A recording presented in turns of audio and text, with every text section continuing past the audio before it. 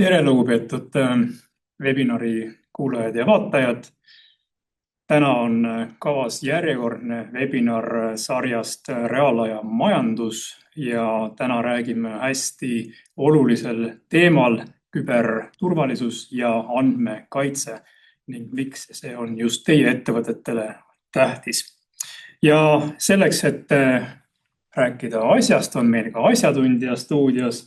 Tere tulemast, Harri Uljas, Oixio küberturbe spetsialist. Tere ka minu poolt. Ja mina Margus Tammera, nagu alati. Ning alustamegi kohe asjast endast. Mis see küberturvalisus põhimõtteliselt tähendab? No see on tegelikult hästi lai mõiste ja hõlmab endast nii palju erinevaid valdkondi, mitte ainult siis IT poole pealt, vaid tegelikult ka nagu äriliselt üldse ja juriidikat ja kõike seda. Et kui me võtamegi, et tänapäeval meil on ettevõtted, mis on ju põimunud läbi erinevate e-süsteemide, e-arvete, integreerunud omavaheliseks suureks võrgustikuks ja meil on erinevad kasutajad, seadmed, keskkonnad. Et seda kõike hoomata nagu küberturbe poole pealt võib olla selline päris suur ülesanne. Et aga küberturbe mõiste või kui me näiteks mõtleme seda, et võrreldes, et mis on andmekaitse ja küberturbe vahe, et siis küberturvalisus tagab või kaitseb siis meie süsteeme, võrke, kasutajaid, aga sealhulgas ka andmeid, andmevarasid. Ja andmekaitse on siis see üks valdkond selle küberturbe sees, millega tuleb tegeleda ja nagu öeldakse, et andmed on kallimad kui kuld. Et siis neid tuleb kaitsta ja need on ka tegelikult ju üheks põhiliseks sihtmärgiks ka nii-öelda pahalaste poolt, mida tahetakse meie kullakalliste ettevõttes kohe kätte saada. Nii ta ilmselt on. Aga reaalaja majandus iseenesest tuginebki ju täpselt sellel, mida Harri praegu ütles, ehk see on üks suur tehniline ökosüsteem. Ja kui me nüüd vaatame ettevõtja poole pealt, siis ettevõtjal tuleb seda oma osalust ökosüsteemis täna väga tehniliselt täpselt hinnata. Meie ka siin istume arvutite taga, me oleme siin avalikus internetis, Taltechi laboris ja mine sa tea, kes meid praegu siin jälgib, kuulab ja võib-olla tahab ka isegi rünnata. Aga reaalaja majandus ilma selle nii-öelda infrastruktuurita ehk taristuta põhimõtteliselt ei saa toimida, mis tähendab, et me paratamatult oleme avatud kõigile neile riskidele ja ohtudele, mis küberturvalisuse poole peal meile vastu vaatavad. Ja praktikas see tähendab seda, et me peame ka rakendama neid turvameetmeid võimalikult suurel määral, et mitte langeda ise igasuguste ohtude ohvriks. Kui me räägime küberturvalisusest, siis tegemist ei ole ju mingi ühekordse käin koolitusel ära ja siis teen midagi, seadistan mingisuguse viiruse tõrje või midagi, vaid see on nagu järjepidev protsess, on ju nii? See on järjepidev protsess ja võib-olla see teebki selle arusaama natuke valeks, et arvatakse, et kui soetatakse mingi tehnoloogia või tehakse ülevaatlik pilk enda süsteemidest ja mingid muudatused, et siis sellega asi lõpeb. Et tegelikult on pilt palju kirjum ja tegelikult nende kõigi asjadega tuleb tegeleda järjepidevalt. Ja põhjus just lihtsalt sellepärast, et maailm muutub, meie ettevõte muutub, muutuvad pahalaste nii-öelda tehnikad, tehnoloogiad ja samamoodi, et ettevõtted kasvavad, inimesi tuleb juurde, võrgud lähevad keerukamaks. Et kogu seda arvestades siis tegelikult tõesti küberturve peaks olema pidev protsess, milles siis järgitakse erinevaid selliseid tahke ja tegelikult ju küberturbe protsessi eesmärk lõppkokkuvõttes ongi ettevõtete riski vähendada. Riski selles osas, et midagi võiks juhtuda. Nüüd see, et kas on võimalik ennast tõesti kaitsta kõigi erinevate ohtude eest, see on täiusliku tulemuseni, mitte keegi kunagi ei jõua, aga eesmärk oleks ikkagi nagu läheneda sellele selliselt, et me kaitseme neid kõige kallimaid infovarasid näiteks, mis meil on, me koolitame oma kasutajaid ja läbi selle me suudame vähendada seda riski, et midagi kõige hullemat võiks juhtuda. et noh, näiteks kui me mõtlemegi andmekaitse peale, siis kogu selline isikuandmete turvamine kuskitel süsteemides, et see, ütleme, et kuidas seda teha, ei olene mitte kuidagi näiteks ühest tehnoloogiast, vaid see tegelikult tähendabki seda, et sa pead hoomama kogu seda pilti, et kus näiteks neid andmeid hoitakse, kuidas nad liiguvad, mis kogu sellega nagu seotud on.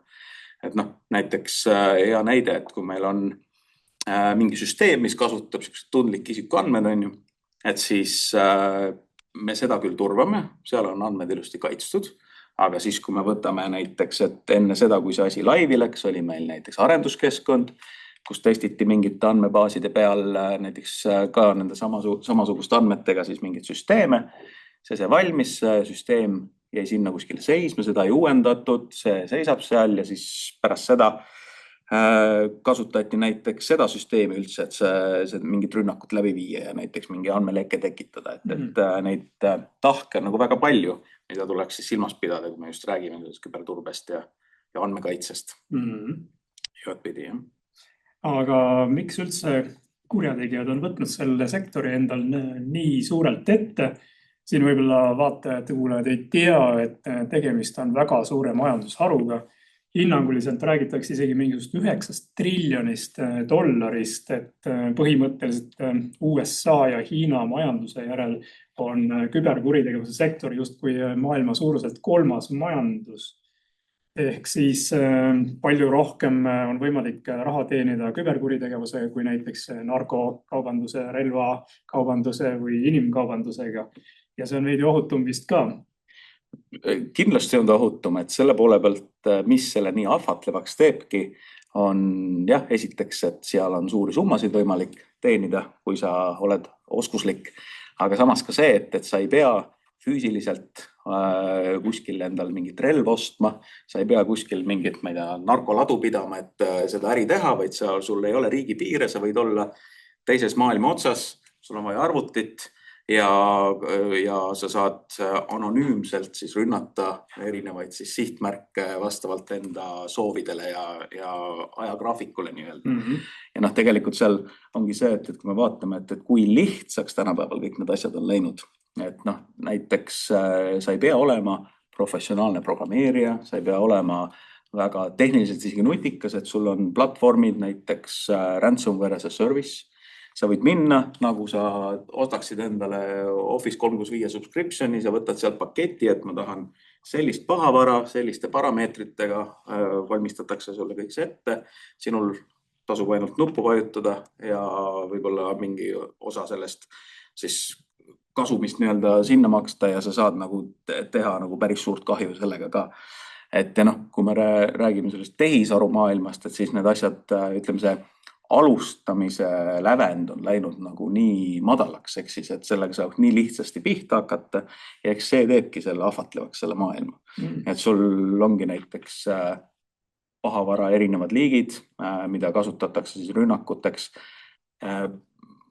Tehisaruga võid sa neid iga rünnaku jaoks muuta, mudida neid natukene niimoodi, et need meie kaitsetarkvarad ei pruugi seda ära tunda või vanemad kaitsetarkvarad näiteks, mis otsivad mingid kindlaid mustreid erinevates pahavara nagu tüüpides.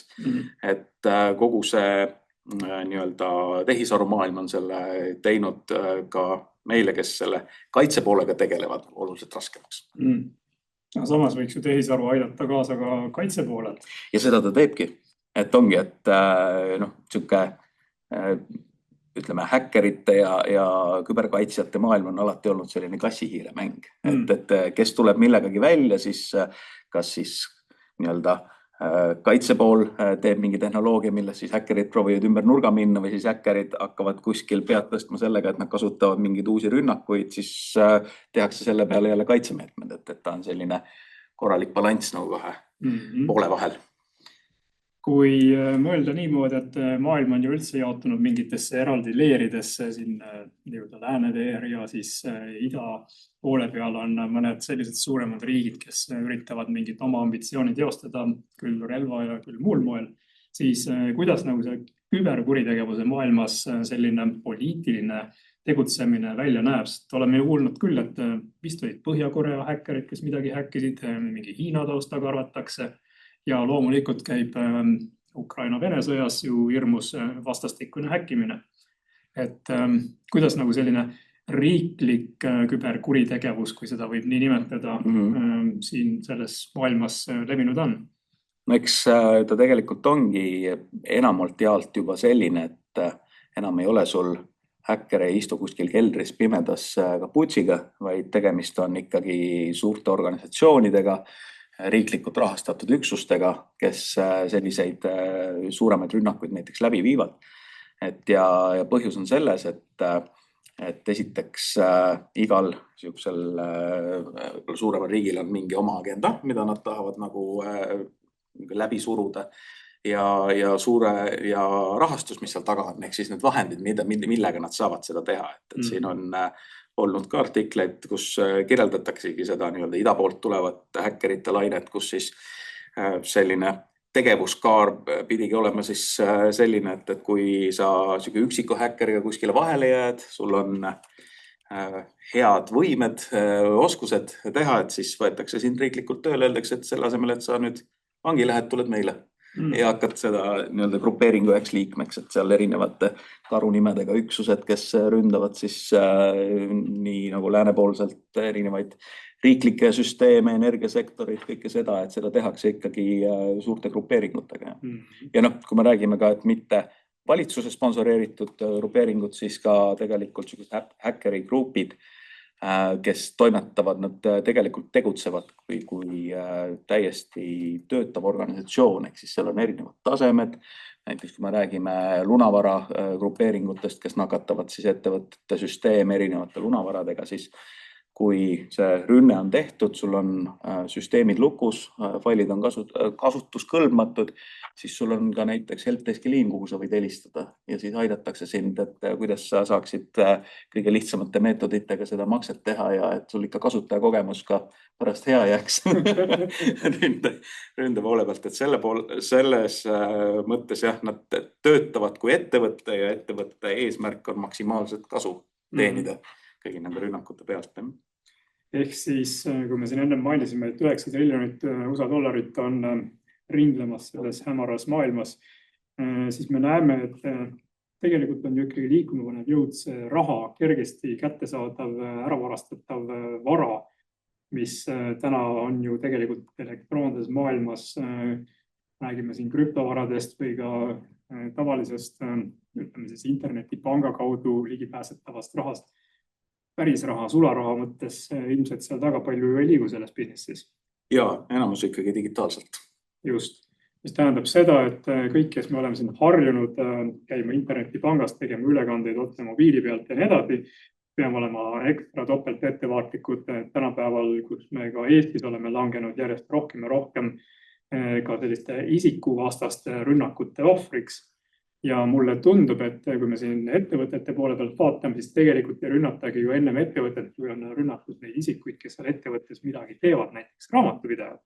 Raamatupidajad, keda on Eestis umbes 20 000 ja nad teenindavad ettevõtteid, mida on, ütleme siis aruandekohuslasi, kes on ka reaalselt aruannet esitatud umbes 180 000, siis seal on päris suur, hea, mõnus selline kontingent, kelle ajusid komposteerida, võib-olla läheb mõni õnge, võib-olla mõni raamatupidaja libastub, annab ära oma identiteedi, pinnid ja võib-olla saab kätte ka mingisuguse ettevõtte rahad just nimelt raamatupidajate või finantsinimeste kaudu.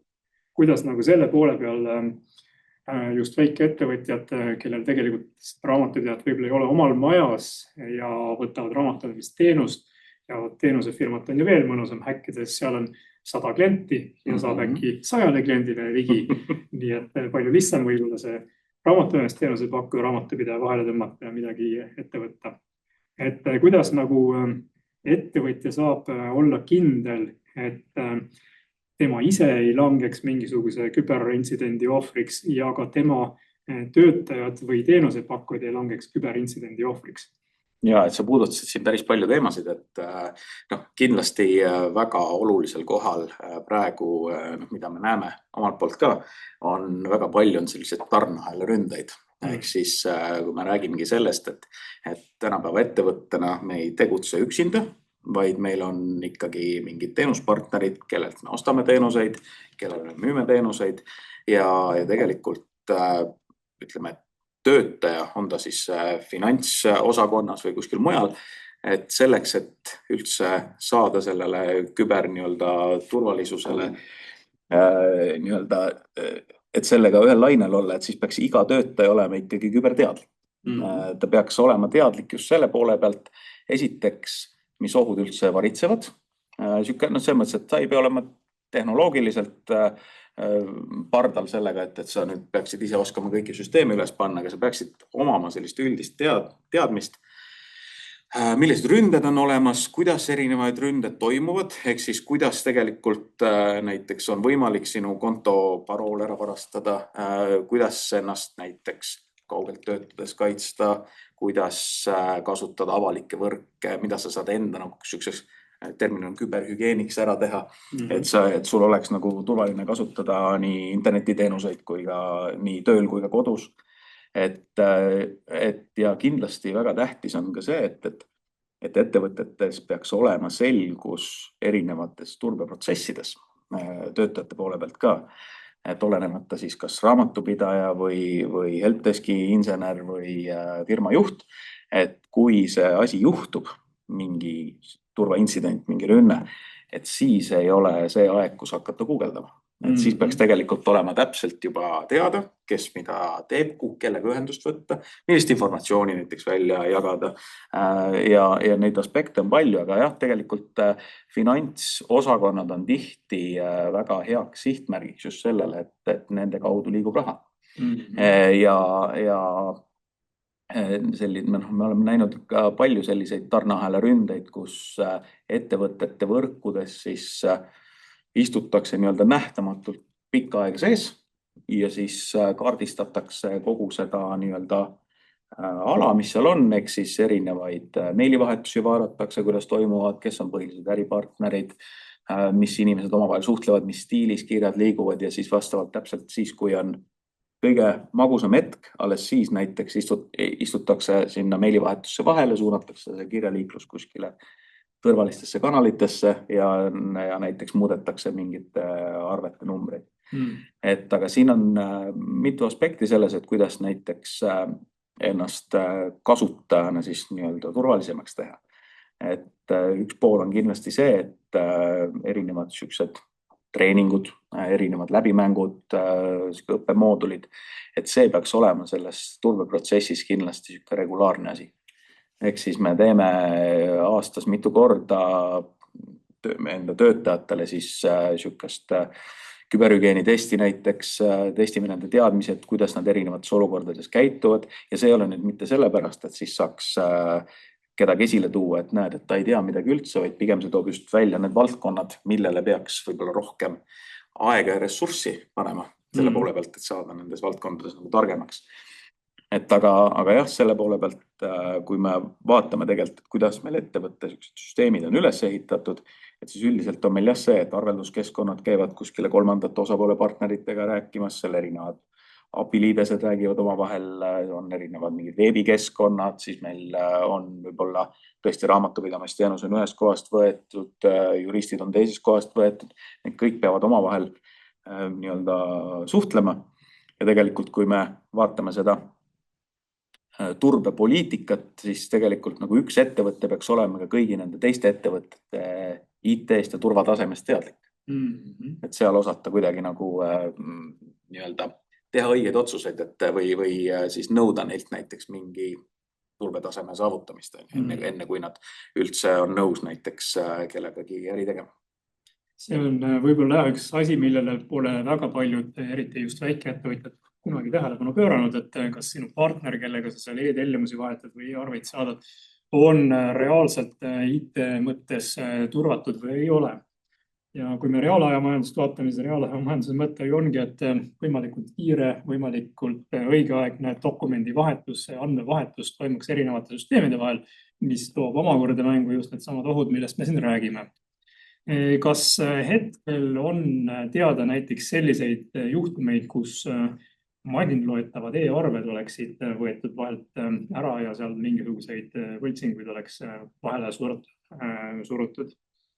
Konkreetselt niimoodi e-arvete võltsimisi näitena nüüd tuua ei oska, küll aga on erinevaid näiteid sellest, kuidas nii-öelda tavaarvete puhul võltsitakse siis neid nagu nii efektiivselt, et see, nagu ma rääkisin, et istutakse kaua süsteemides sees, et kui meil on, ütleme, kui me Eestis digitaalse allkirja anname, et siis seda nagu lahti murda, seda nagu ajatemplit seal muuta on väga keeruline, aga näiteks kui me räägime, et me saadame arveid näiteks väliste partnerite, kes kasutavad seal, võib-olla mõni kasutab veel faksi, et siis kopeeritakse ka juhatuse liikmete allkirjad ja kogu see nagu dokumendi sisu luuakse sellisena, et üle mitte mingit pidi võimalik sellest aru saada.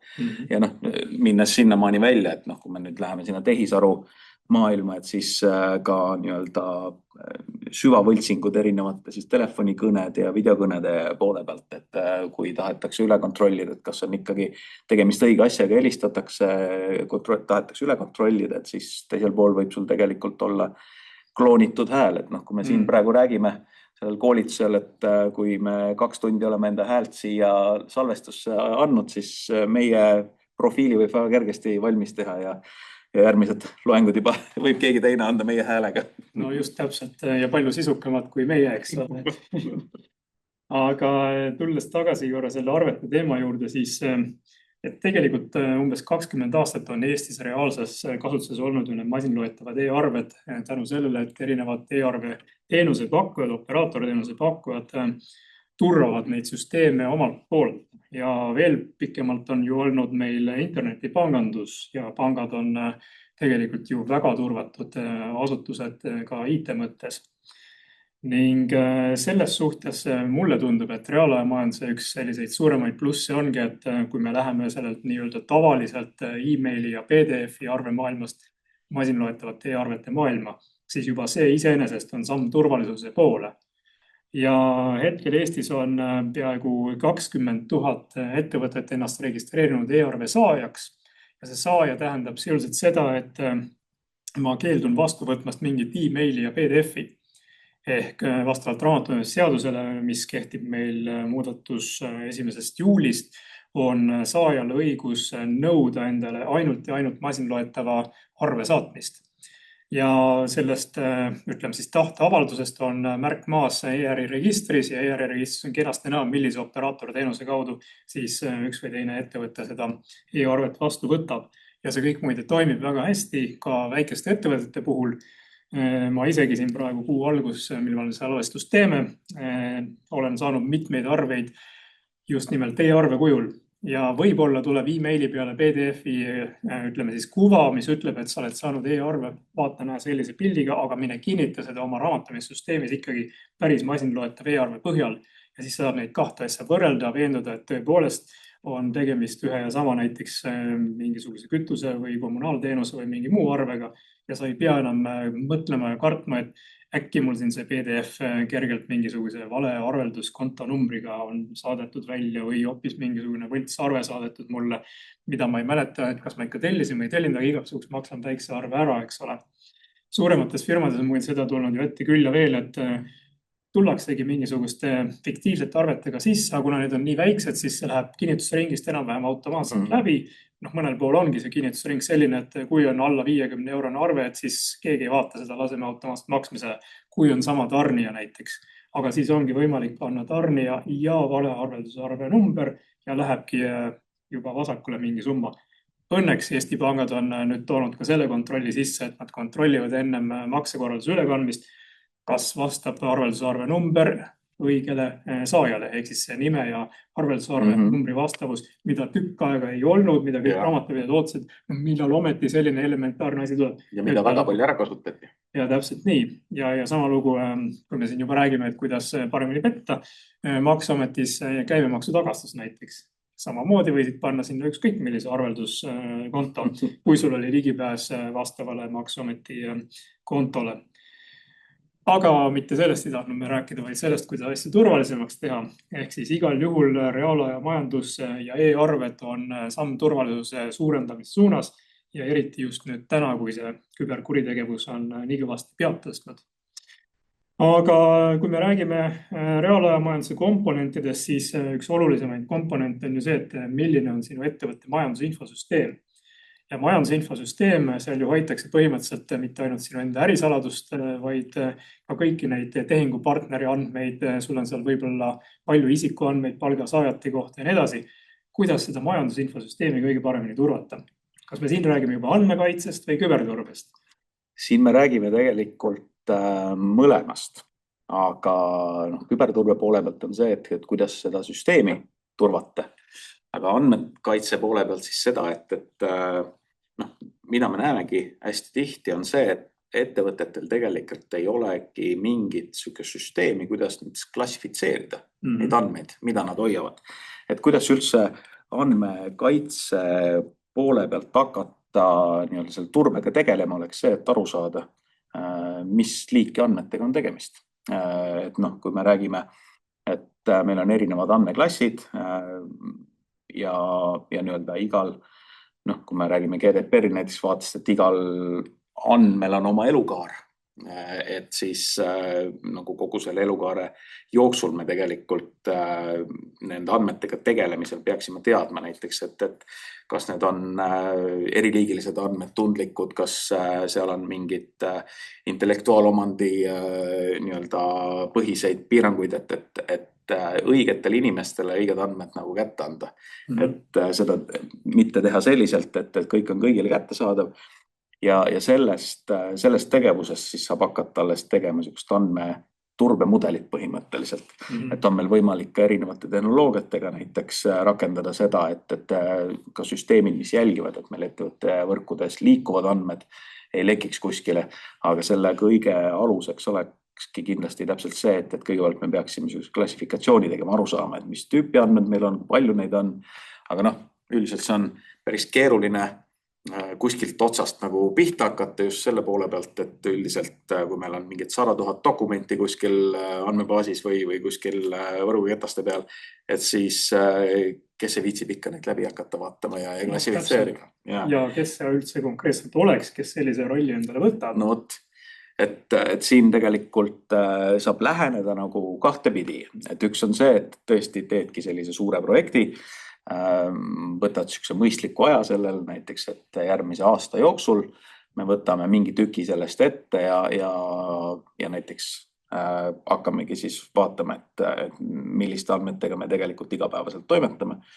Teine lähenemine on see, et sellest tänasest päevast alates iga dokument, mis meil süsteemidesse läheb, klassifitseeritakse ära ja neid võib siis omavahel nagu kombineerida. Aga üldiselt jah, et erinevate nende majandusandmetega ja kõige selle dokumentidega, millega me tegeleme, et me peaksime aru saama, et millise sisuga seal tegemist on ja ütleme, piirama seda ligipääsu kõigile nendele andmetele nii-öelda nullusalduse põhimõttel põhimõtteliselt. Ehk siis andma isikutele ligipääsu andmetele vastavalt nendele rollile, nendele kohustustele. Et sellega me saame turvalisemaks teha. Kui ettevõte on natukene suurim, oletame, et tal on käigus majandustarkvara a la Microsoft Business Central või analoogiline, siis ilmselt selle tarkvara raames ei pea ju hakkama konkreetselt vaatama, mis seal tarkvara sees on, et kuidas nemad andmeid turvavad. Me eeldame tüüpiliselt ju, eriti just väike- ja mikroettevõtjana, et küll need tarkvara inimesed, kui nad mulle selle tarkvara juba teenusena pakkusid, küll nad seda ka turvavad. Aga kas see päriselt ka nii on? Üldiselt saab seda suuremate tootjate puhul on neil ikkagi välja toodud, millistele turbestandarditele nende keskkonnad vastavad, nende tarkvarad vastavad. Ehk siis kui minna näiteks tootja kodulehtedele, siis sealt saab ka väga hästi välja võtta, et millised teste on nende lahenduste peal tehtud, kus hoitakse andmeid erinevates regioonides näiteks, et vastavalt sellele sa saad siis otsustada. Ja neil on ka tavaliselt niisugune erinevad siis raportid, mida sa saad neile nagu nii-öelda isikustatult küsida, et kuulge, et ma plaanin teie tarkvara kasutusele võtta, et palun saatke mulle nagu ülevaade sellest just täpselt selle eesmärgiga, et vähendada seda tarneahela riski. Et kuidas nad on enda süsteemid üles ehitatud, kuidas nende andmekeskused on kaitstud, kõik see, et ärge kartke seda küsida enda teenuspartneritelt, oleks võib-olla hea nõuanne. Sest me just näemegi seda, et selle tarneahelat väga palju kasutatakse ära. Et isegi kui sa ise arvad, et sul on nagu süsteemid korras, protsessid paigas, siis tegelikult sa oled ju ühendatud näiteks samamoodi majandustarkvaraga mingi kolmanda ettevõttega ja kui tahetakse rünnakut teha, siis vaadatakse ikkagi, kus on kõige nõrgema lukukauks, kus kaudu sisse saada.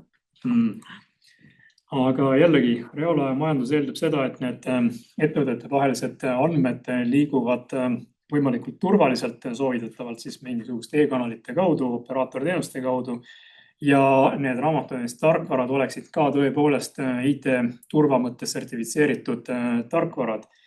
Et kui vaadata mikroettevõtjad, siis mikroettevõtjad sageli lähevad võtma teenust hoopistükkis raamatupidamisbüroost, kes tõenäoliselt kasutab samamoodi raamatupidamise tarkvara. Me tüüpiliselt teame, et Eestis on hästi levinud üks tarkvara, mille nimi algab sõnaga Merit.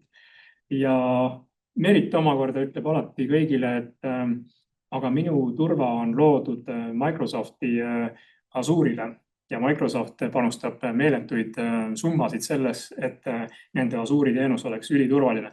Aga kuidas me saame selles kindlad olla?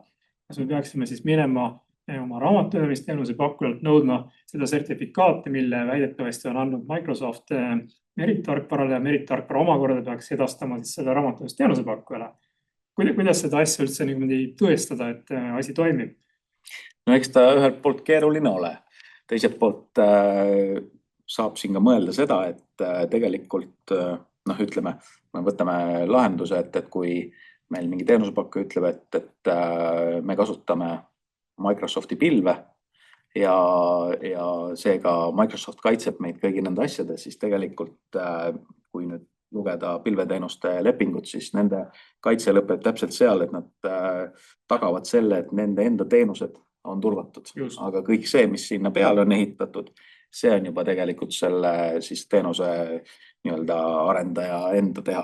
Ehk siis on see, et kui me seal hoiame enda virtuaalserverid, kui me seal hoiame enda andmebaase ja nendes andmebaasides on näiteks mingi vaikimisi kasutajad jäänud sisse ja need andmebaasid murtakse lahti, rünnatakse neid, et siis siin juures ei saa ei Microsoft ega Azure mitte midagi teha. Et see on ikkagi tegelikult nende ettevõtete enda infoturbepoliitika ja arenduspraktikate vastutus.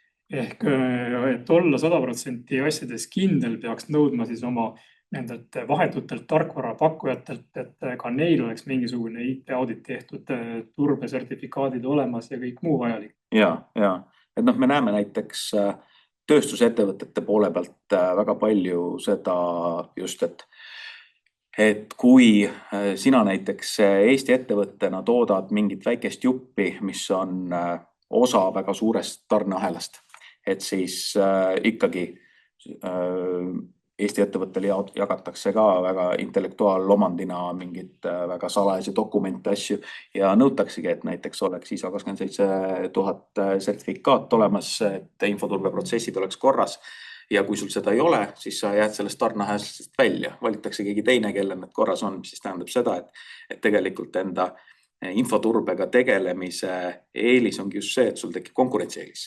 nende ees, kes seda ei tee. Et see on nagu tähtis. Eestis on teadaolevalt üle 60 sellise majandusinfosüsteemi, mida saab enam-vähem valmis kujul osta. Ja suure tõenäosusega enamusel neist mingit sellist sertifikaati, mingisugust ISO-t ei ole. Ehk nüüd on küsimus, et kui mina väikeettevõtjana või natukene suurema ettevõtjana tahan olla kindel, et just nimelt see minu tarkvara teenuse pakkuja on 100% küberturbe teemadega suutnud tegeleda, siis tema vastab, et mul ei ole mõtet seda sertifikaati teha, sest see on jube kallis või tülikas või tüütu ja üldse ma olen nii väike arendaja, mul on ainult, ma ei tea, 3 progejat siin, aga usaldage mind ikka. Kas sellist, ütleme siis, teenusepakkujat tasub tänapäeval tõsiselt üldse võtta? See kõik lõpuks jõuab välja selle riskini. et kui suure riski me tahame võtta, et kui me kasutame kellegi teenuseid, kes ei suhtu küberturbesse tõsidusega, siis kas me oleme valmis nende tagajärjedega tegelema, kui läbi nende varastatakse näiteks meie ettevõtte andmed, lekitatakse need kuskile, sellest tekib mainekahju, kliendid lähevad meie juurest ära, tekib rahaline kahju, et see on niisugune riski hindamise otsus. Et loomulikult kätt ette ei saa panna, aga kui me räägime juba Eesti mõistest, et siis meil on siin Eesti infoturbestandard, meil on NIS2 regulatsioonid tulemas, et siis kogu see nii-öelda küberturvalisuse seadusandlus tegelikult nõuab ettevõtetelt ja väga paljude valdkondade ettevõtetelt just seda, et neil oleks see baasturvalisus tagatud. Ja see on väga positiivne, ühelt poolt arvestades meie nagu sükest geograafilist asukohta, et me oleme pigem nagu magus sihtmärk erinevate nii-öelda rühmituste poolt ründamaks meie süsteeme ja et me riiklikult saaksime nagu parema sükse taseme endal küberturvalisusest tagada, et siis tegelikult see võiks olla iga ettevõtte kohustus neid enda süsteeme turvata ja hoida nii-öelda seda protsessi pidevalt töös. Aga nagu me alguses rääkisime, et see ei ole see, et me teeme ühe asja ära ja siis nüüd meil on linnuke kirjas ja rohkem me sellega ei tegele, vaid ta on ikkagi pidev protsess, kus me teeme mingi asja ära, siis me vaatame, kuidas see on rakendunud, kas see on tõhus ja vastavalt sellele teeme siis parendusi, kui mingid, ma ei tea, edasi minnes mingid protsessid või andmed muutuvad või kasutajad muutuvad või süsteemide olemus nagu muutub. Kui me nüüd vaatame tänast nii-öelda tarkvara maastikku, siis tegelikult me näeme ju tohutut innovatsiooni, mis kogu aeg igapäevaselt meie ümber pulbitseb tänu tehisintellekti rakendustele. On tekkinud nagu seenipärast vihmaga kõikvõimalike tehisintellekti rakenduste peale loodud rakendusi, mis kõik omakorda võivad töödelda ka mingisuguseid minugi poolest isikuandmeid, mingisugust ettevõtte majandustehingute andmeid, justkui teevad töö tõhusamaks, aga samas muutub ka ju töö natuke ohtlikumaks, tekivad mingid täiendavad riskid, eriti kui veel saadetakse mingisuguseid ettevõtte tehinguandmeid mingisse näiteks OpenAI poolt pakutavatesse AI teenustesse, et AI tee mulle finantsanalüüs selle või teise tehingute seti kohta. Kas seda üldse tasuks tänapäeval niimoodi julgelt minna ja innovatsiooni kaasa, et jah, hakkame kasutama küll üht või teist AI tööriista, viskame oma raamatulisse andmed sinna kõik ja vaatame, mis sealt tuleb vastu. Siin mitmed foorumid Facebookis või kuskil mujal räägivad juba, et laseme isegi agendid oma raamatulissüsteemidele kallale ja las nad teevad siis raamatupidaja eest ise tööd. Kuivõrd turvaline see maailm on? See on praegu selline metsik lääs, mis toimub. Ja AI turvalisus kindlasti on üks põhilisi aspekte, millega praegu ettevõtted enne, kui nad need lahendused kasutusele võtavad, peaksid tegelema. Et kui me vaatamegi,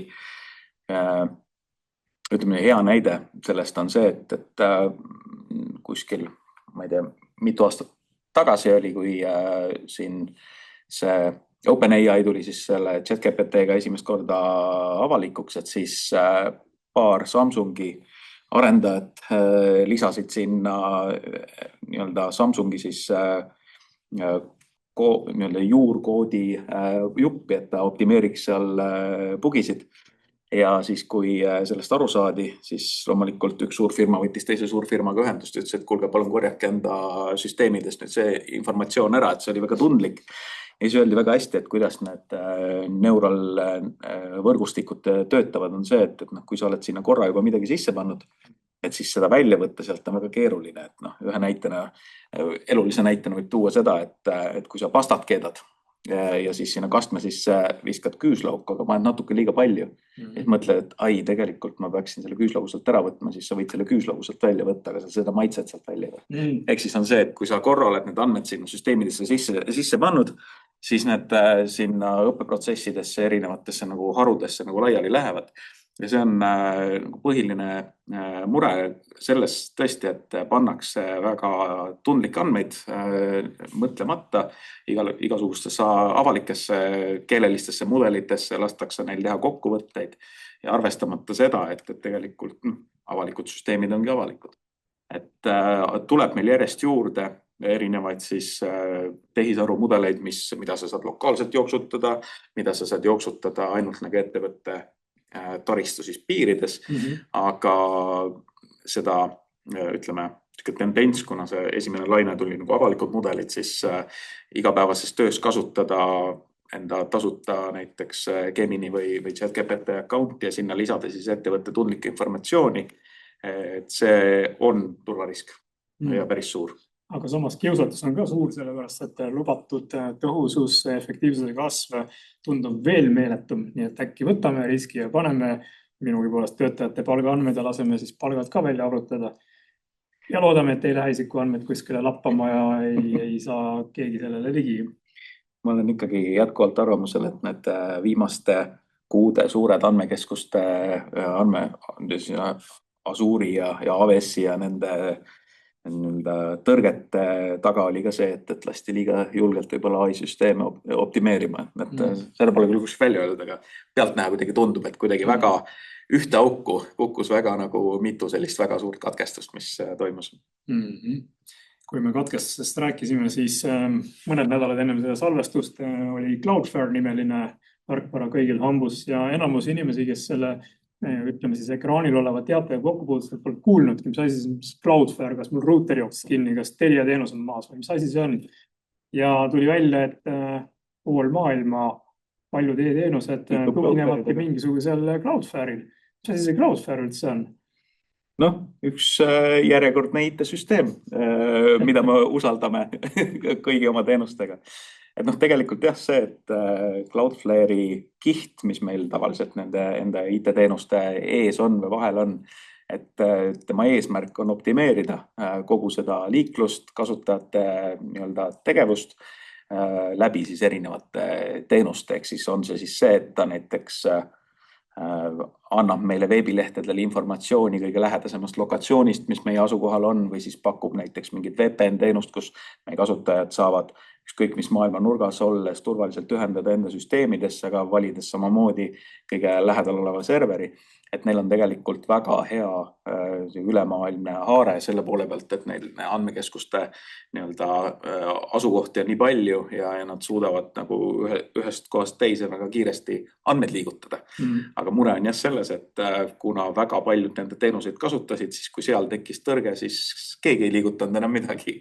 Et see tekitas loomulikult jällegi küsimuse, et kas järsku oleks aeg ka ikkagi pilvest tagasi natuke tulla, et see on sükene munakana mäng jällegi, et no, ma olen alati öelnud, et IT-s asjad liiguvad ringiratast, et küll on üks asi äge, siis tuleb teine asi, mis on äge ja siis natuke aja pärast tuleb see esimene asi tagasi, et see on ikkagi jällegi äge. Okei, see on kõige turvalisem. Just. Aga nagu jutust võis aru saada, siis Cloudflare'il on ka natukene selline küberturbe roll, kui sa siin mainisid VPN-i. Mis see VPN üldse on? Noh, VPN on põhiliselt kasutaja mõistes on ta üks turvaline toru, mis viib su läbi interneti selliselt, et mitte keegi ei näe sinna torusse sisse. Ehk siis krüpteeritud andmekanal, kui sina tahad enda liiklust või võrgus ringi liikuda siis selliselt, et sinu andmed ei ole võimalik kuskilt väljaspoolt näha, siis sa kasutad selleks VPN-tunnelit ja otspunktide vahel siis sinu liiklus on krüpteeritud selliselt, et seda ei saa kuidagi pealt kuulata või näha. Et miks seda kasutatakse? Põhiliselt on see, et kaugel olles me saaksime näiteks enda ettevõtte mingitele andmetele ligi, ehk töötajad saaksid ka tegelikult olles näiteks kuskil kaugtööd tehes turvalisemalt enda tööd teha, süsteemidele ligi ja saaksid ka võib-olla internetiressurssidele ligi niimoodi, et kui nad kuskil avalikus võrgus istuvad, et siis ei ole ohtu sellest, et keegi pahalane paneb sinna üles enda võltsitud tugijaama ja proovib suunata liiklust läbi selle. Et kuigi tänapäeval enamus platvormides, mis me kasutame, on veebiplatvormid ja kõik on HTTPS-i peal, mis on siis turvatud HTTP protokoll, siis ikkagi jätkuvalt VPN on eelistatud kanal. Ja tänapäeva VPN-id, kui me lähme räägime siis kaugligipääsust, tegelikult see funktsionaalsus on palju laiem, ehk siis meil on võimalik seal erinevad terminid on siin, ZTNA ja SASE ja sellised uuemad tehnoloogiad, mis võimaldavad siis tagada ka lisaks sellele krüpteeritud tunnelile ka olukorra, kus kontrollitakse, et su arvuti oleks turvaline, et seal ei oleks mingit tulemüüri maha keeratud, et sa saad kasutada näiteks turvalist brauserit, sa saad autentida ennast õigete vahenditega, et kõik need nagu funktsioonid on sinna VPN tunnelile nagu juurde pandud. Aga arvestades seda, et pärast seda COVID-i aastate pikkust kodus istumist on kodukontor muutunud nagu selliseks põhitöövormiks paljudes valdkondades, eriti just raamatupidajate puhul, siis kas raamatupidamisteenuse pakkujad, kui nende töötajad istuvad oma kodukontorites, peaksid kindlasti seda VPN-i kasutama? Ja kui me räägime muidugi pilveteenustest, siis kui ühendatakse kuskile Asuuri või ühendatakse kuskile välise teenuse pihta, siis ilmselt see rakendus teeb krüpteeritud ühenduse juba selle taustal. Et aga kui minnakse kuskile failiserveri külge, kodus olles minnakse kuskile ettevõtte failiserveri külge, et siis kindlasti see VPN ühendus on vajalik ja kaitseb. Ehk siis põhimõtteliselt, kui väikeettevõttel on mingisugune vajadus oma teenusepakkuja raamatupidajaga suheldes vahetada mingisuguseid dokumente, mis asuvad näiteks pilves, mis on kättesaadav väikeettevõtjale, siis ta võib anda ligipääsu sellele pilvele ka raamatupidaja, ilma et ta peaks seda VPN-i rakendama. Ehk see on sama turvaline. Aga samas, kui tahaks nii-öelda oma ettevõttes istuva näiteks serveri juurde kedagi lasta, siis seal oleks mõttekas VPN-i kasutada. Just. Väga hea. Mitte panna seda serverit otsaga internetti. Just. Et ikkagi hoida seda nii-öelda müüride sees. Täpselt. Ja siit me jõuame võib-olla loogiliselt ka selle asjani, mida me alguses mainisime, lunavararünded. Ehk siis tänapäeval tundub, et mõistlikum oleks kasutada kõiki võimalikke veebiteenuseid, mitte hoida kuskil oma serveris midagi, mida ma pean nüüd ekstra turvama tulemüüride ma ei tea millega, sest kui lunavararünne tuleb minu serveri vastu, siis on mul nagu väga vähe lootust midagi ette võtta, aga kui mul on pilveteenused, siis pilveteenuseid ju ometigi ei rünnata lunavaraga. Pilveteenustega, ütleme niimoodi, et kui sa tahad neid andmeid ikkagi endal hoida, siis tuleb lihtsalt mõelda läbi, kuidas sa enda IT-süsteemid üles ehitad. Et kui me räägime näiteks lunavararünnetest, siis mängu tuleb selline arvutivõrkude ABC, ehk siis hoia asjad lahus, segmenteeri enda võrgud, rakenda seal peal turvareeglistikku tulemüüriga, kontrolli, mis liiklus seal sees on. Ja kindlasti, kui me räägime lunavarast, siis varundus- ja taasteplaanid on A ja O. Ehk siis, mis on põhiline põhjus, miks ettevõtted on sunnitud nagu viimases hädas seda lunaraha maksma, on see, et neil ei ole mitte kuskilt need andmeid taastada. Et kui me räägime pilveteenustest, siis seal tõepoolest, seal taustal on kõik nii-öelda võrgutasemel ja varundustasemel on nagu hiilgavalt teostatud, ehk siis, et isegi kui seal nagu mingit sükest lunavararünnakut teha on nagu väga keeruline, et mis ei tähenda, et see on võimatu. Et aga seal pigem on see, et sa ikkagi saad nii-öelda enda olemasolevad failid ka taastada. Näiteks on see, et kui meil on sünkroniseeritud mingisugune, võtame lihtsalt mingi pilveketas ja siis, kui meil see lunavara saab süsteemidesse, lokaalsete süsteemidesse sisse, siis ta võib ka minna sinna pilveketta peale ja need failid ära krüpteerida. Aga suure tõenäosusega on võimalik, et see teenusepakkuja suudab need nagu taastada, kus sa neid hoiad. Nüüd enda kohalikus failiserveris või enda teenuste poole pealt, siis see tugineb ainult selles, et esiteks, kas on kuskilt võimalik leida selle lunavara lahti krüpteerimisvõti, ilma et sa peaksid seda raha maksma. Või siis on sul olemas varundus, millest sa saad minna eelnevasse punkti tagasi, kus ei olnud veel süsteemid nakatanud. Et mis see lunavara endast kujutab, ongi see, et see on tegelikult programm, mille eesmärk on krüpteerida kogu sisu tööjaamades, serverites selliselt, et tööle jääb ainult põhimõtteliselt operatsioonisüsteem ise ja ülejäänud failid kõik on seal loetamatul kujule keeratud. Ja ainuke võimalus seda tagasi saada, üldiselt on ekraanil ka ilus juhend kujundatud, on siis kurjategijatele maksta mingit krüptoraha ja siis nemad heaustlikult siis loota, et nad saadavad sulle selle programmi ühe teise programmi, mis siis suudab tagasi keerata kogu selle krüpteeritud asja seal. Et seda nagu iseseisvalt tagasi keerata on väga keeruline, sest see on krüpteeritud väga nii-öelda tugevate algoritmidega.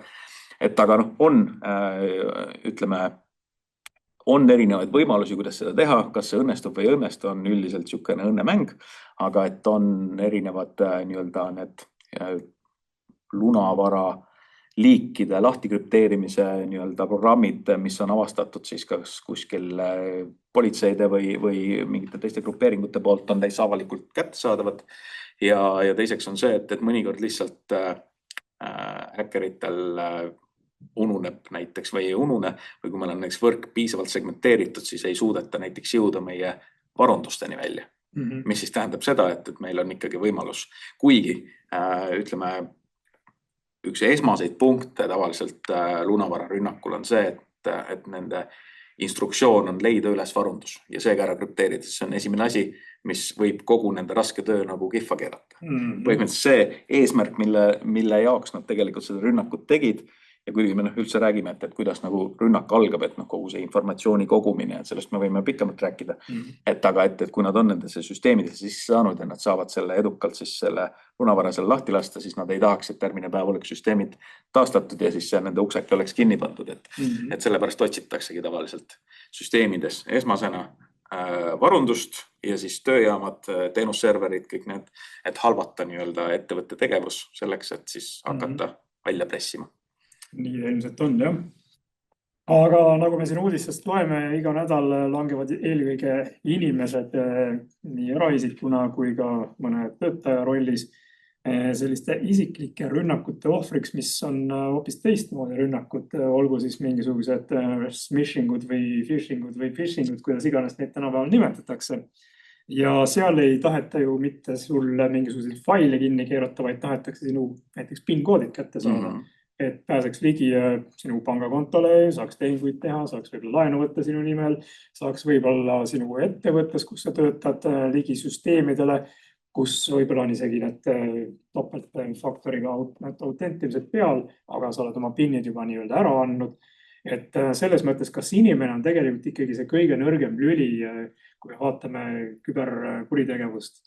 Et nad on ikkagi ju suunatud selle konkreetse inimese pihta, kes tõenäoliselt osutub siis nende jaoks selleks kuldvõtmekeseks, millega pääseb edasi juba kurja tegema. Eks ta paraku jah niimoodi on, et inimese käitumist on kõige keerulisem muuta ja seda saabki teha ainult läbi sükse regulaarse õppe. Et süsteemide poole pealt on see, et kui me paikame selle süsteemi turvapaikadega ära ja tootja poolt on näiteks kinnitus, et jah, et mingid vead on parandatud, et siis see süsteem enam nendele turvanõrkustele ei reageeri. Või rünnakutele. Aga inimese poole pealt on see, et jah, seda sotsiaalset manipuleerimist on hästi palju praegusel ajal. Ja seal on ka tegelikult ju tehisaru käsi mängus. Ehk siis kõigi nende petukõnede taga on samamoodi see, et see isik või see süsteem, kes meile helistab, et ega seal taga ei ole maailma parim müügimees, vaid tegelikult kuulatakse ka ju seda, et mida teine pool vastab ja siis vastavalt sul tehisaru kirjutab skripti järgi sulle vastused, mida siis see pahalane nagu sulle ette loeb just selle poole pealt, et näiteks on antudki juhis, et näed, et see tehisaru, kes selle petturi kasutuses on, et ta peab olema kõige parem müügimees, et need paroolid talt kätte saada või see ohvrit kätte saada ja see tähendabki seda, et juba eos on nagu see teine pool on nagu halvemas seisus. Ja siin nagu aitabki tegelikult teadvustamine selle poole pealt, et mitte ükski asutus ei küsi sult paroole ega PIN-koode üle telefoni.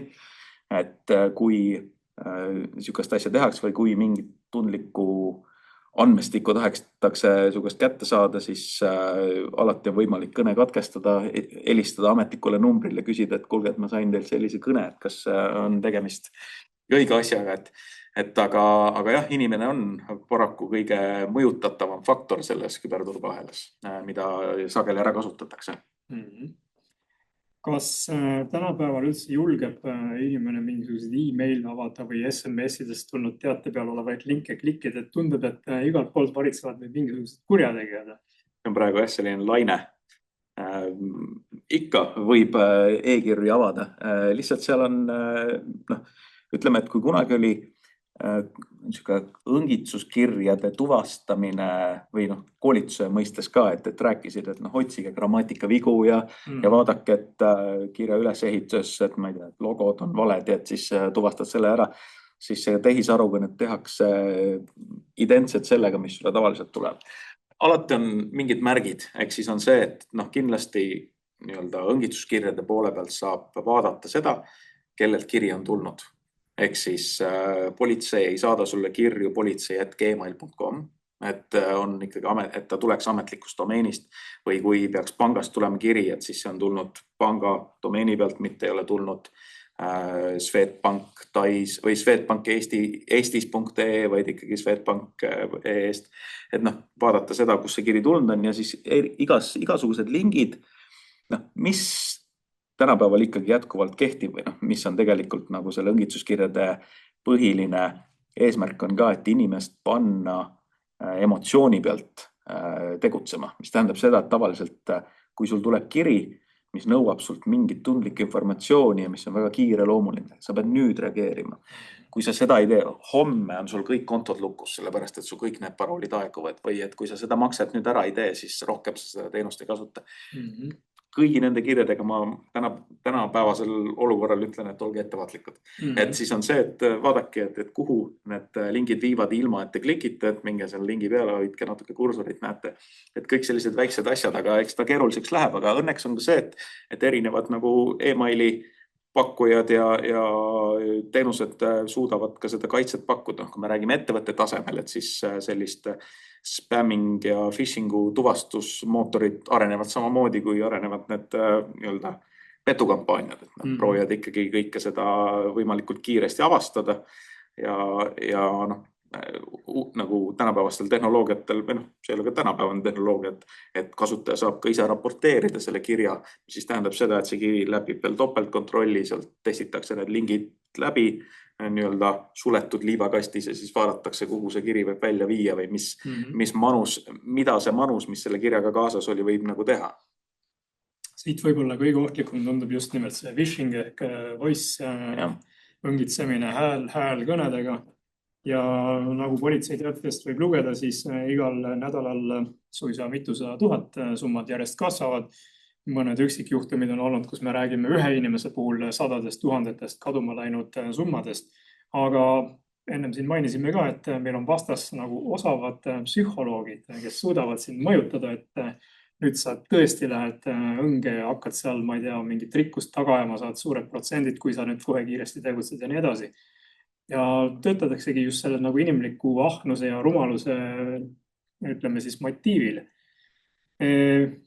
Siin on olnud ju juhtumeid, kus on läinud paraku ka ettevõtte finantsarvesse poole peal töötavad inimesed samasugust õngitsuste ohvriks ja tegelikult ei õngitsetud mitte nende inimeste järgi, vaid hoopis selle ettevõtte raha taheti saada, kellele, ütleme siis, see inimene oli nendepoolne usaldusisik, kes sai neid rahasid seal liigutada, kellel oli õigus teha tehinguid. Kuidas nagu ettevõte saab olla kindel, et need minu töötajad, kes siin liigutavad minu ettevõtte rahasid, nemad ei langeks kunagi mingi õngitsuse ohvriks? Kas sa saad 100% kindel selles olla? Sa saad endast anda kõik selle, et su töötajad oleksid teadlikud, et kuidas tänapäeval niisugust phishingut või phishingut siis teostatakse. Et sellele kindlasti aitab kaasa selline õngitsuskampaaniate võib-olla treeningud, mis siis tegelikult, mida me ka Oiksus teeme, et tehaksegi selline 2-nädalane tsükkel, kus sa teedki neid õngitsuskampaaniaid kontrollitud keskkonnas ja vaatadki, kuidas kasutajad reageerivad sellele. Ja tegelikult see on väga tõhus just selle poole pealt, et mitte isegi, et pärast seda tulemust kätte saada, aga kui see jutt nagu näiteks kontoris läheb lahti, et kuule, et meil on mingi siuke kampaania, et kas sa juba tegid seda, siis sa näed, kuidas kasutajad hakkavad kahtlema kogu meililiikluses. Ja see tegelikult on juba positiivne nagu väljund sellele, sellepärast, et see tähendab seda, et ka tavakasutaja hakkab rohkem tähele panema, mis tal sinna postkasti jõuab. Et ja kindlasti, ütleme, kui me räägime finantsülekannete protsessist, et siis oleks ikkagi, nagu siis ka mainisid, kinnitusringid.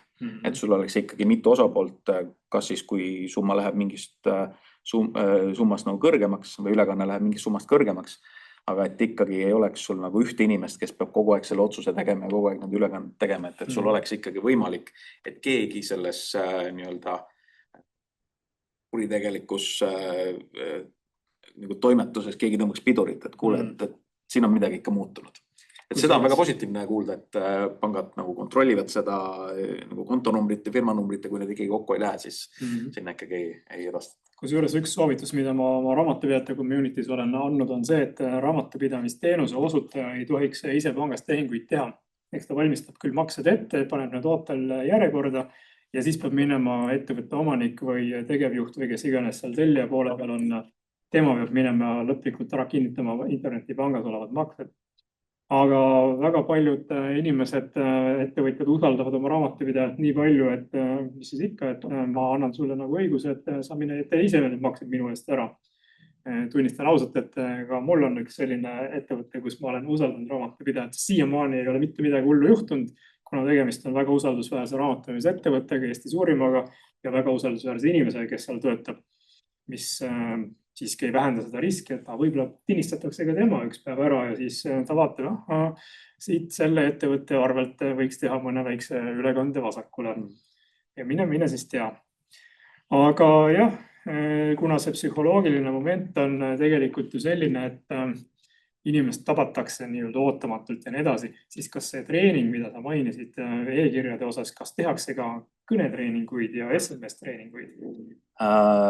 Praegu on teatud platvormid, kes testivad seda funktsionaalsust. Ma tean, et ka Eestis on siin üks ettevõte, kes sellist platvormi pakub ja kuna see teema on praegu väga aktuaalne, siis me küsisime ka nende käest, nad ütlesid jah, et nad valmistavad ette praegu mingit moodulit selle poole pealt, et sa pead kõigi nende treeningutega samamoodi ajas kaasas käima, nagu ka nagu kaitsetehnoloogiatega.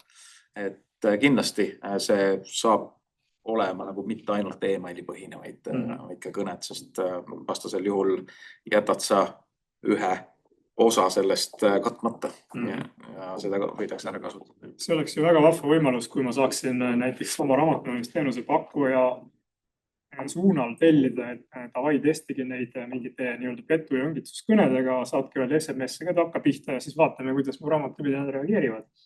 Siis ma vaatan, kas ma seda raamatupidamisteenuse bürood edaspidi kasutan või mitte. Sama lugu oma töötajatega ehk kõik, kes mul finantsidele ligi saavad või mingit muud olulist infot haldavad, paneks kõikidele mingisugused kõned minema ja SMS-id takka pihta. No ja siin tegelikult üks asi, mis ma tahtsin välja tuua sellega, et sa rääkisid, et raamatupidajal on õigus teha ülekandeid. Et aga siis seal on Eestis siin ka juhtum olnud ju, kui siis raamatupidajat, kui ta selle nii-öelda ründe ohvriks langes, siis hakatakse ettevõtte poolt süüdistama selles, et see oli tema süü. Kuigi tegelikult peaks vaatama ettevõtte selliselt, et kas mina tegin omalt poolt kõik selle, et vähendada seda riski, et kas ma koolitasin nende töötajaid, kas mul olid piisavalt kaitsetehnoloogiat paigas, kas mul olid protsessid paigas, et see protsess on väga oluline. Et väga lihtne on siis ju tõesti näpuga näidata, et näed, et aga sina ju vajutasid seda ülekande nuppu, mis on ka nagu risk raamatupidajatele, et kes selle kohustuse endale võtab, et see võib tulla. Ehk selles mõttes ma nagu töötajana või teenusepakkujana pean alati mõtlema, aga kas ma üldse tahan sellist riski võtta, et ma teen kellegi eest mingit ülekannet või mulle usaldatakse mingisuguse materiaalse väärtuse liigutamise teema. Ja ses suhtes ma soovitan ka kõigil kuulajatele, et mõelge läbi, et kes milliseid riske tegelikus elus tahab võtta. Ja kui me lähme nüüd näiteks minugi poolest e-arvete peale, e-tellimust, e-veoselehte ja kõikide muude selliste toredate reaalaja majanduslike teemade juurde, siis peame ka seal olema kindlad, et see, mida meie võtame nii-öelda oma kohustuseks kanda, et meie saadame e-arvet või meie koostame e-veoselehte, siis see oleks turvaline ka vastaspoolele, teisele poolele. Ja kui kõik osapooled, kes selles protsessis osalevad, suudavad oma riskid ära hinnata, suudavad need kuidagimoodi ära juhtida, siis ilmselt on ka see kogu tervik reaalaja süsteem tulevikus palju turvalisem. Täna muidugi on see olukord, kus ilmselt see küberkuritegevus, me rääkime ennem sellest $9 triljonist, on niivõrd rikas, et nad mõtlevad järjekordse mingisuguse uue keerutuse välja, et minugi poolest hakkavad Maksuameti kaudu ründama siin või kuidas iganes. seda on ju ka võimalik fake ida. Tegelikult ongi juba tulnud ju teateid stiilis, et sul on tagasi saada mingisugune summa ja pane oma PIN-id sisse ja kohe tuleb kõbinal arvele.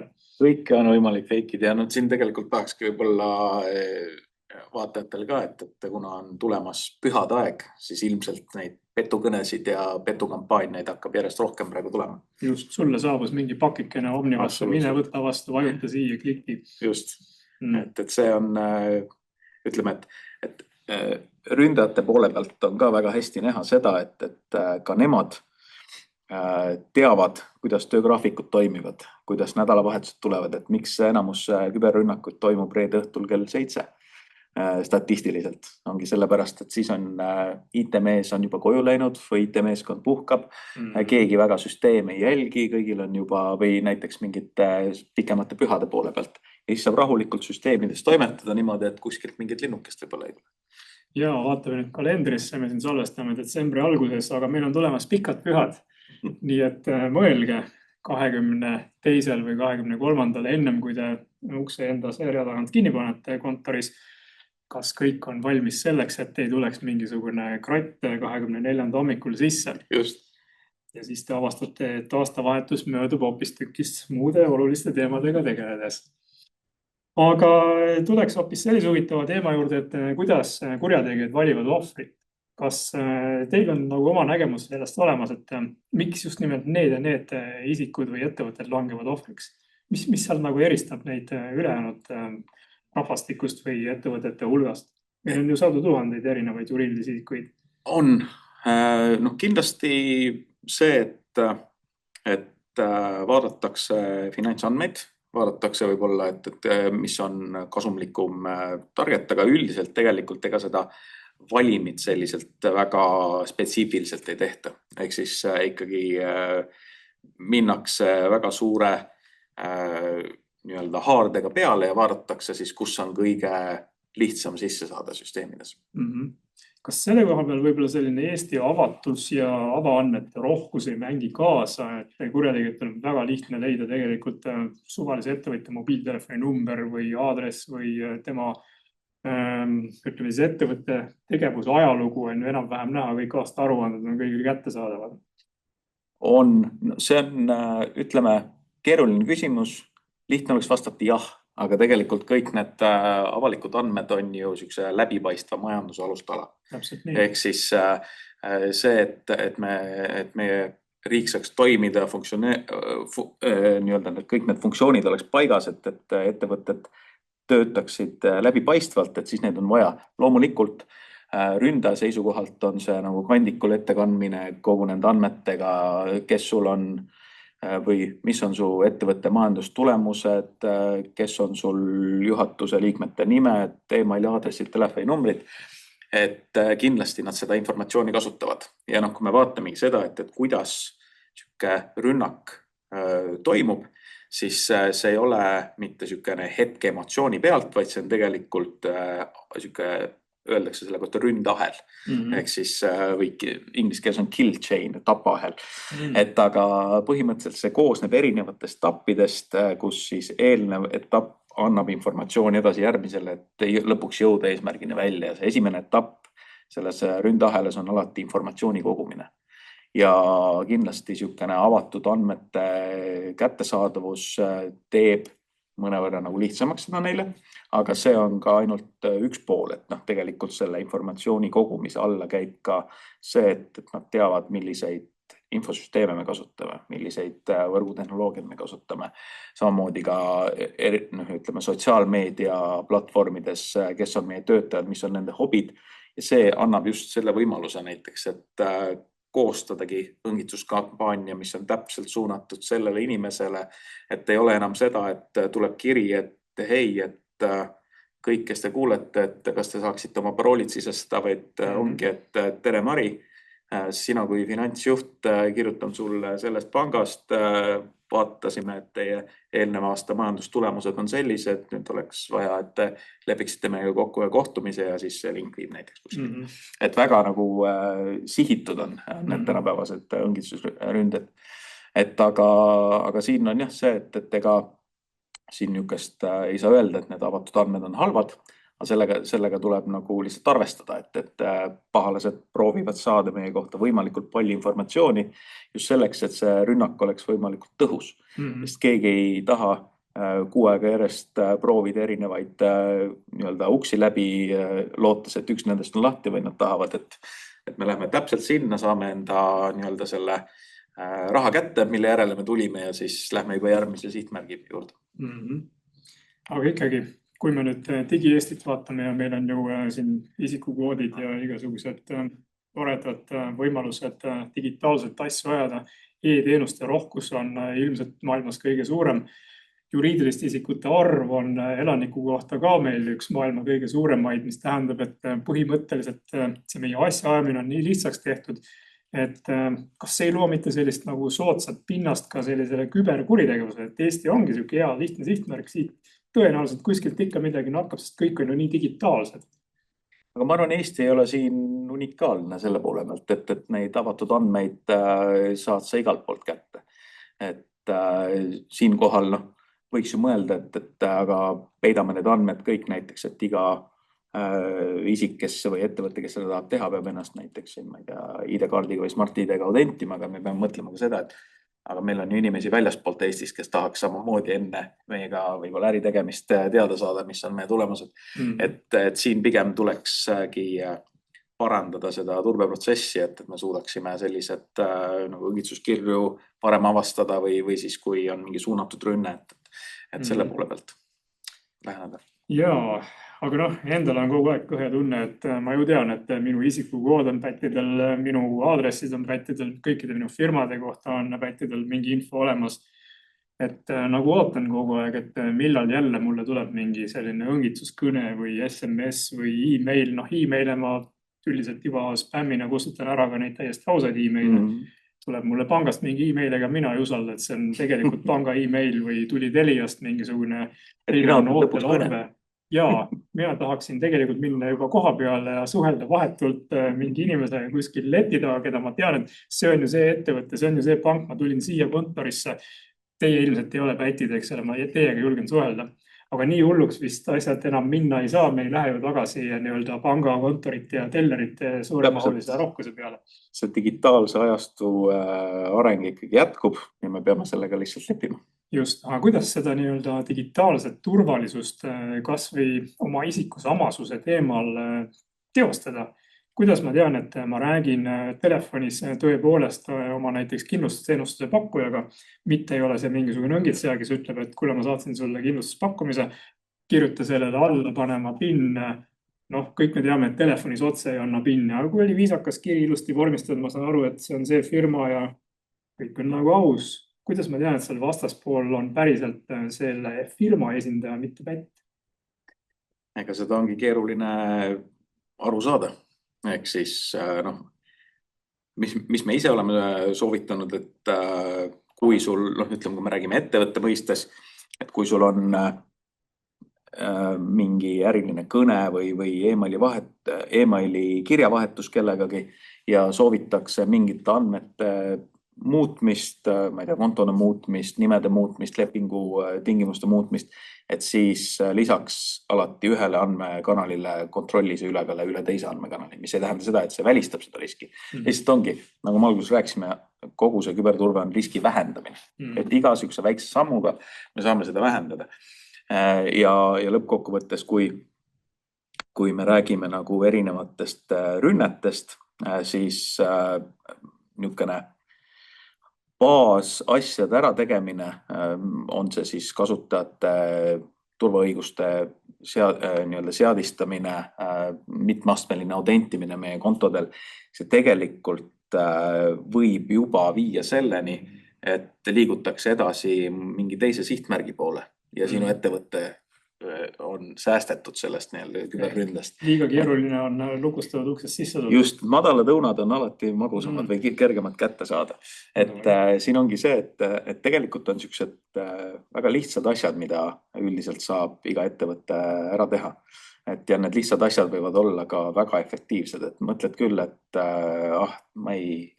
mis ma ikka selle koheastmelist autentimist, et see teeb näiteks, või mitmeastmelist autentimist, et see teeb kasutajate elu keerulisemaks ja tegelikult sellest on ka ju võimalik mööda saada. Jah, on küll, aga oluliselt keerulisem. Et kui me räägime ka paroolidest, et siis parooli nõuded keerukamaks panna, et paroolid need ju lekivad nagunii. Jällegi, iga väike asi annab kogu sellesse protsessi juurde seda, et häkkerite elu on natuke keerulisem ja võib-olla läbi selle. Aga kui me räägime, et kuidas aru saada sellest, et teine pool on ikkagi see, kes ta on, lõppkokkuvõttes, kui praegusel ajal vist on see, kui kokku saad.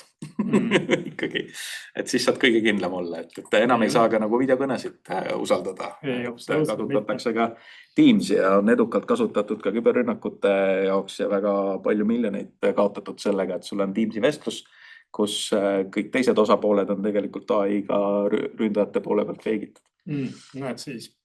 Ehk siis nõukogu koosolek ja öeldakse finantsjuhile, et nüüd me tegime investeerimisotsuse, kes on poolt, eks ole, ja sina kanna üle sinna mingisugune summa, võib-olla 10 miljonit või mis iganes, aga näed, nõukogu otsustas sinu juuresolekul kõik ausad inimesed, eks ole. Pärast selgub, et fake, digitaalsed teisikud või kuidas iganes neid kloone. Aga õnneks on see, et ka nendel videokonverentsi tarkvaradel ja tegelikult ka turbetarkvaradel tuleb järjest juurde seda, et ka tuvastatakse seda fake videot ja nii-öelda jällegi kassi-hiire mäng.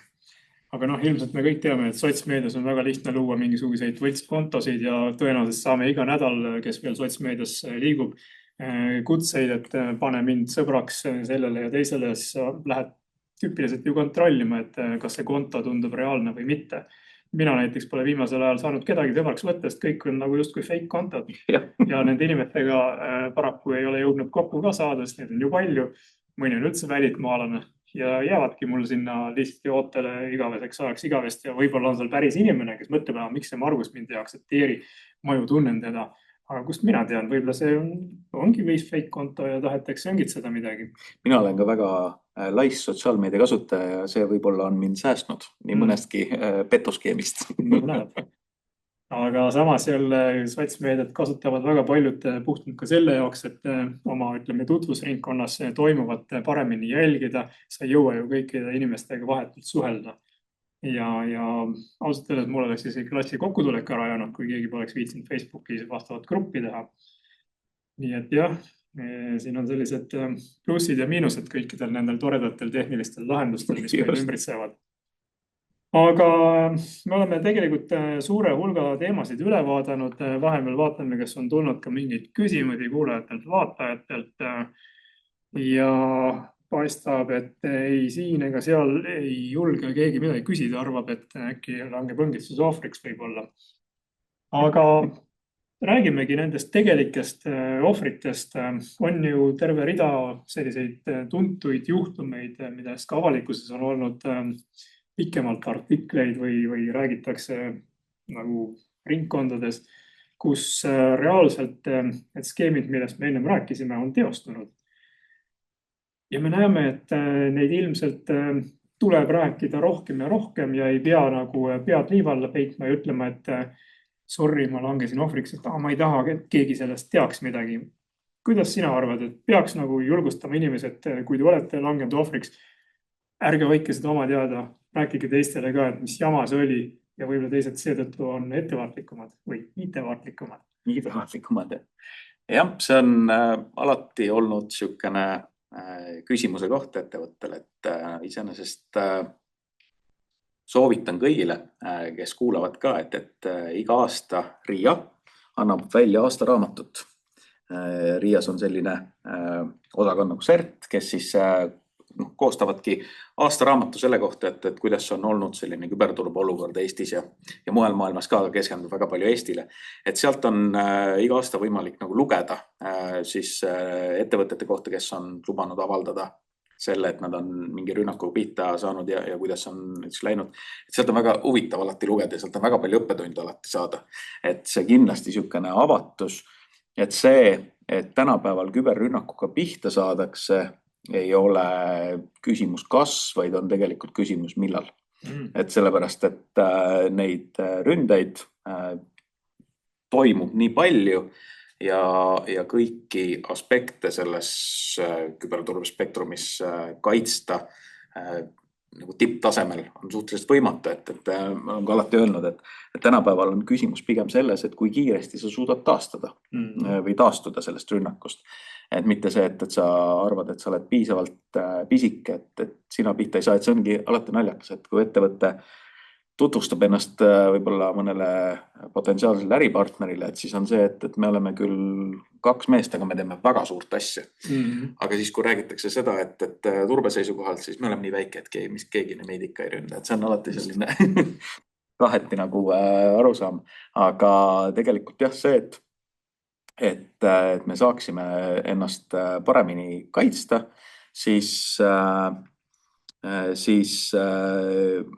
ütleme, kui me oleme rünnaku ohvriks langenud, siis mina näen küll seda, et pigem sellest rääkida, mitte siis sellel hetkel, kui te olete rünnaku all, aga et kui on sellest üle saadud, süsteemid on parandatud, et siis nagu nendest vigadest õppida, siis minu meelest mida rohkem informatsiooni meil selle kohta on, seda paremini tegelikult teadvustatakse ka seda, et kui palju seda tegelikult ümberringi juhtub. Et loomulikult siin on erinevad aspektid, et on mainekahjud ja ei taheta seda nii-öelda süüd nagu välja näidata, et nad ikkagi ongi, et paljud ettevõtted ärkavad väga tihti selle peale, kui nad saavad küberrünnakuga pihta, et no nüüd me hakkame küll tõsisemalt nende asjadega tegelema, et võib-olla 10-15 aastat ei ole viitsinud sellel rõhku panna, aga pärast seda, kui me pihta saame, et siis võib-olla tahetakse seda kuidagi nagu varjata, aga samas ongi see, et pigem oleks hea teadvustada seda, et te ei ole üksi. Et neid ettevõtteid on palju, kes igapäevaselt, keda rünnatakse, kus läbi õngitsuskirjade saadakse süsteemidele ligi, kus krüpteeritakse ettevõtteid, kus äritegevus seisab tänu küberrünnakule, et mida rohkem me sellest räägime, seda paremini me suudame ka oskame ennast kaitsta. Nii ta on. Ja kui siin sügisel tuli avalikuks üks lugu, kus finantsjuht tinistati ära ja siis tema PIN-koodidega tehti ettevõtte kontolt päris suured ülekanded, siis asi läks avalikuks ju pigem sellest vaatevinklist, et kas see finantsjuht oli süüdi või ei olnud süüdi. Ettevõtte muidugi arvab, et finantsjuht on täielikult süüdi, sest tema on see, kes ära tinistati ja tema PIN-koodidega tehti ülekanded, mis siis, et tema tahte vastaselt.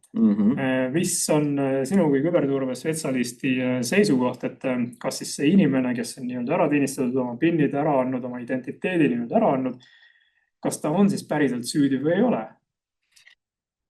Raske selles poole pealt hinnangut anda, et ma ei tea, kas tegemist oli nii-öelda teoga, kus lihtsalt eirati mingeid küberturbepraktikaid, nii kas siis selle töötaja poole pealt või ettevõtte poole pealt, et loomulikult väga kerge on täielikult süüd panna ühele osapoolele, et tema tegi kõik valesti.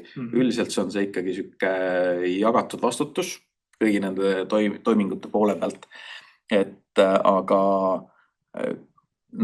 nagu eelnevalt on ka öeldud, et ettevõte peaks tegema endast või ettevõtte juhtkond, tegelikult kogu see mõttemaailm üldse küberturbe arendamise juures hakkab juhtkonnast.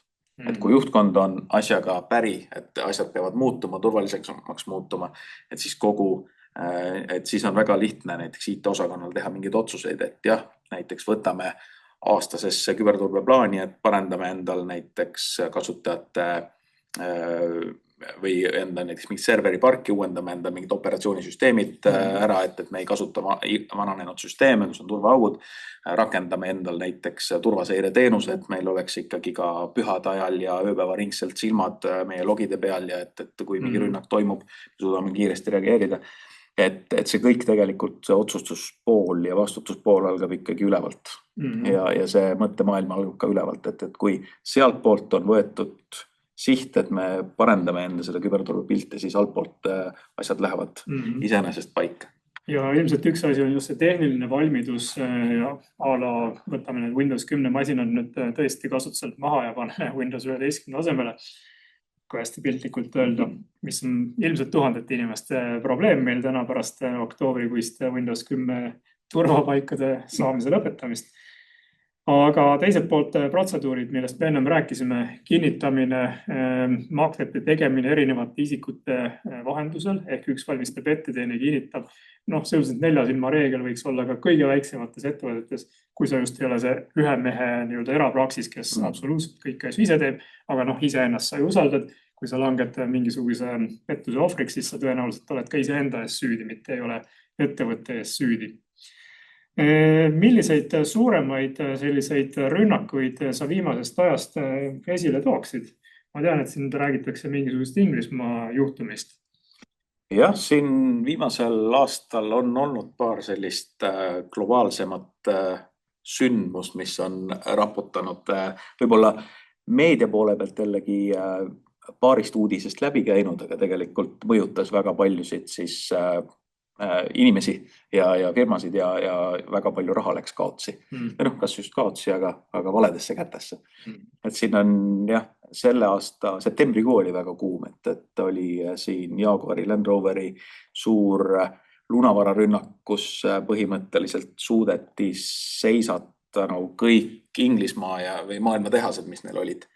Ja tegelikult see tänaseni detailseid või väga detailset infot selle kohta ei ole, aga põhimõtteliselt miks see seisak tehti, oligi see, et peatada rünnaku levik, et tehased ei jätkaks tööd ja et seal näiteks mingit lisa IT-süsteeme ei nakatu, siis tehtigi selline otsus, et pigem me tõmbame kõik offline'i seni kauaks, kuni me oleme lahti saanud sellest pahalasest enda süsteemides, mis on ka üks võimalik lahendus, kui lunavararünnak on, et sa seiskadki kogu selle töö selleks, et kiiresti seda asja nagu korda saada versus siis see, et sa proovid ikkagi kuidagi enda äri jätkata ja lõpuks võib ka tulemus hullem olla.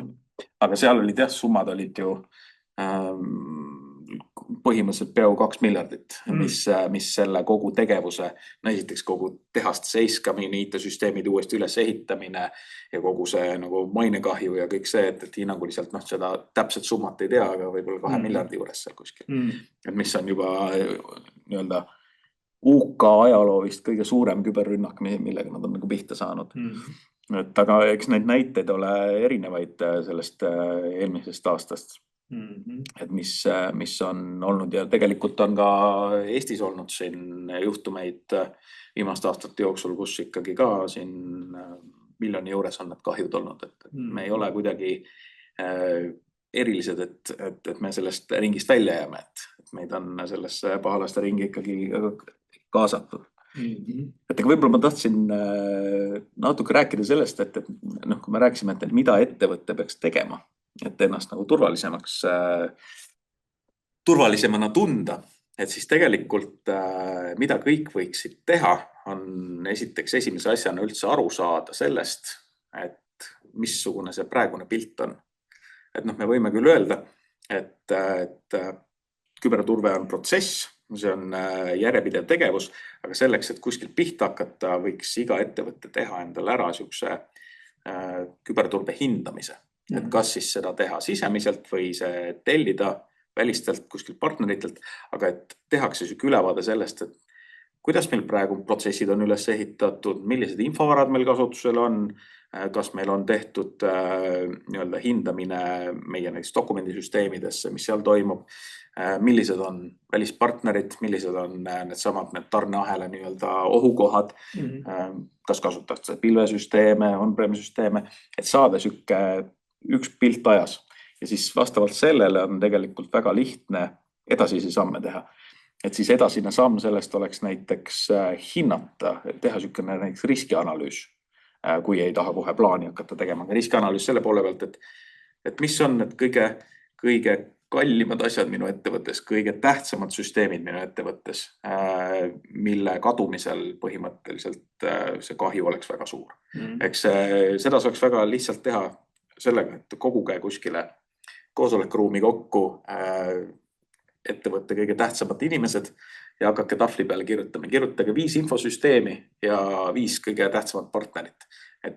Ja siis hinnake neid infosüsteeme selle poole pealt, et millised andmed seal hoitakse, kes sinna ligi saab, nii nii-öelda kasutajate poole pealt kui ka administreerimise poole pealt või näiteks arenduse poole pealt ja kirjutagegi lahti endal ja siis teil tekib juba väga selge pilt sellest, et ahah, et kui selle süsteemiga midagi juhtub, siis meil näiteks on igapäevane kahju on X summa eurot.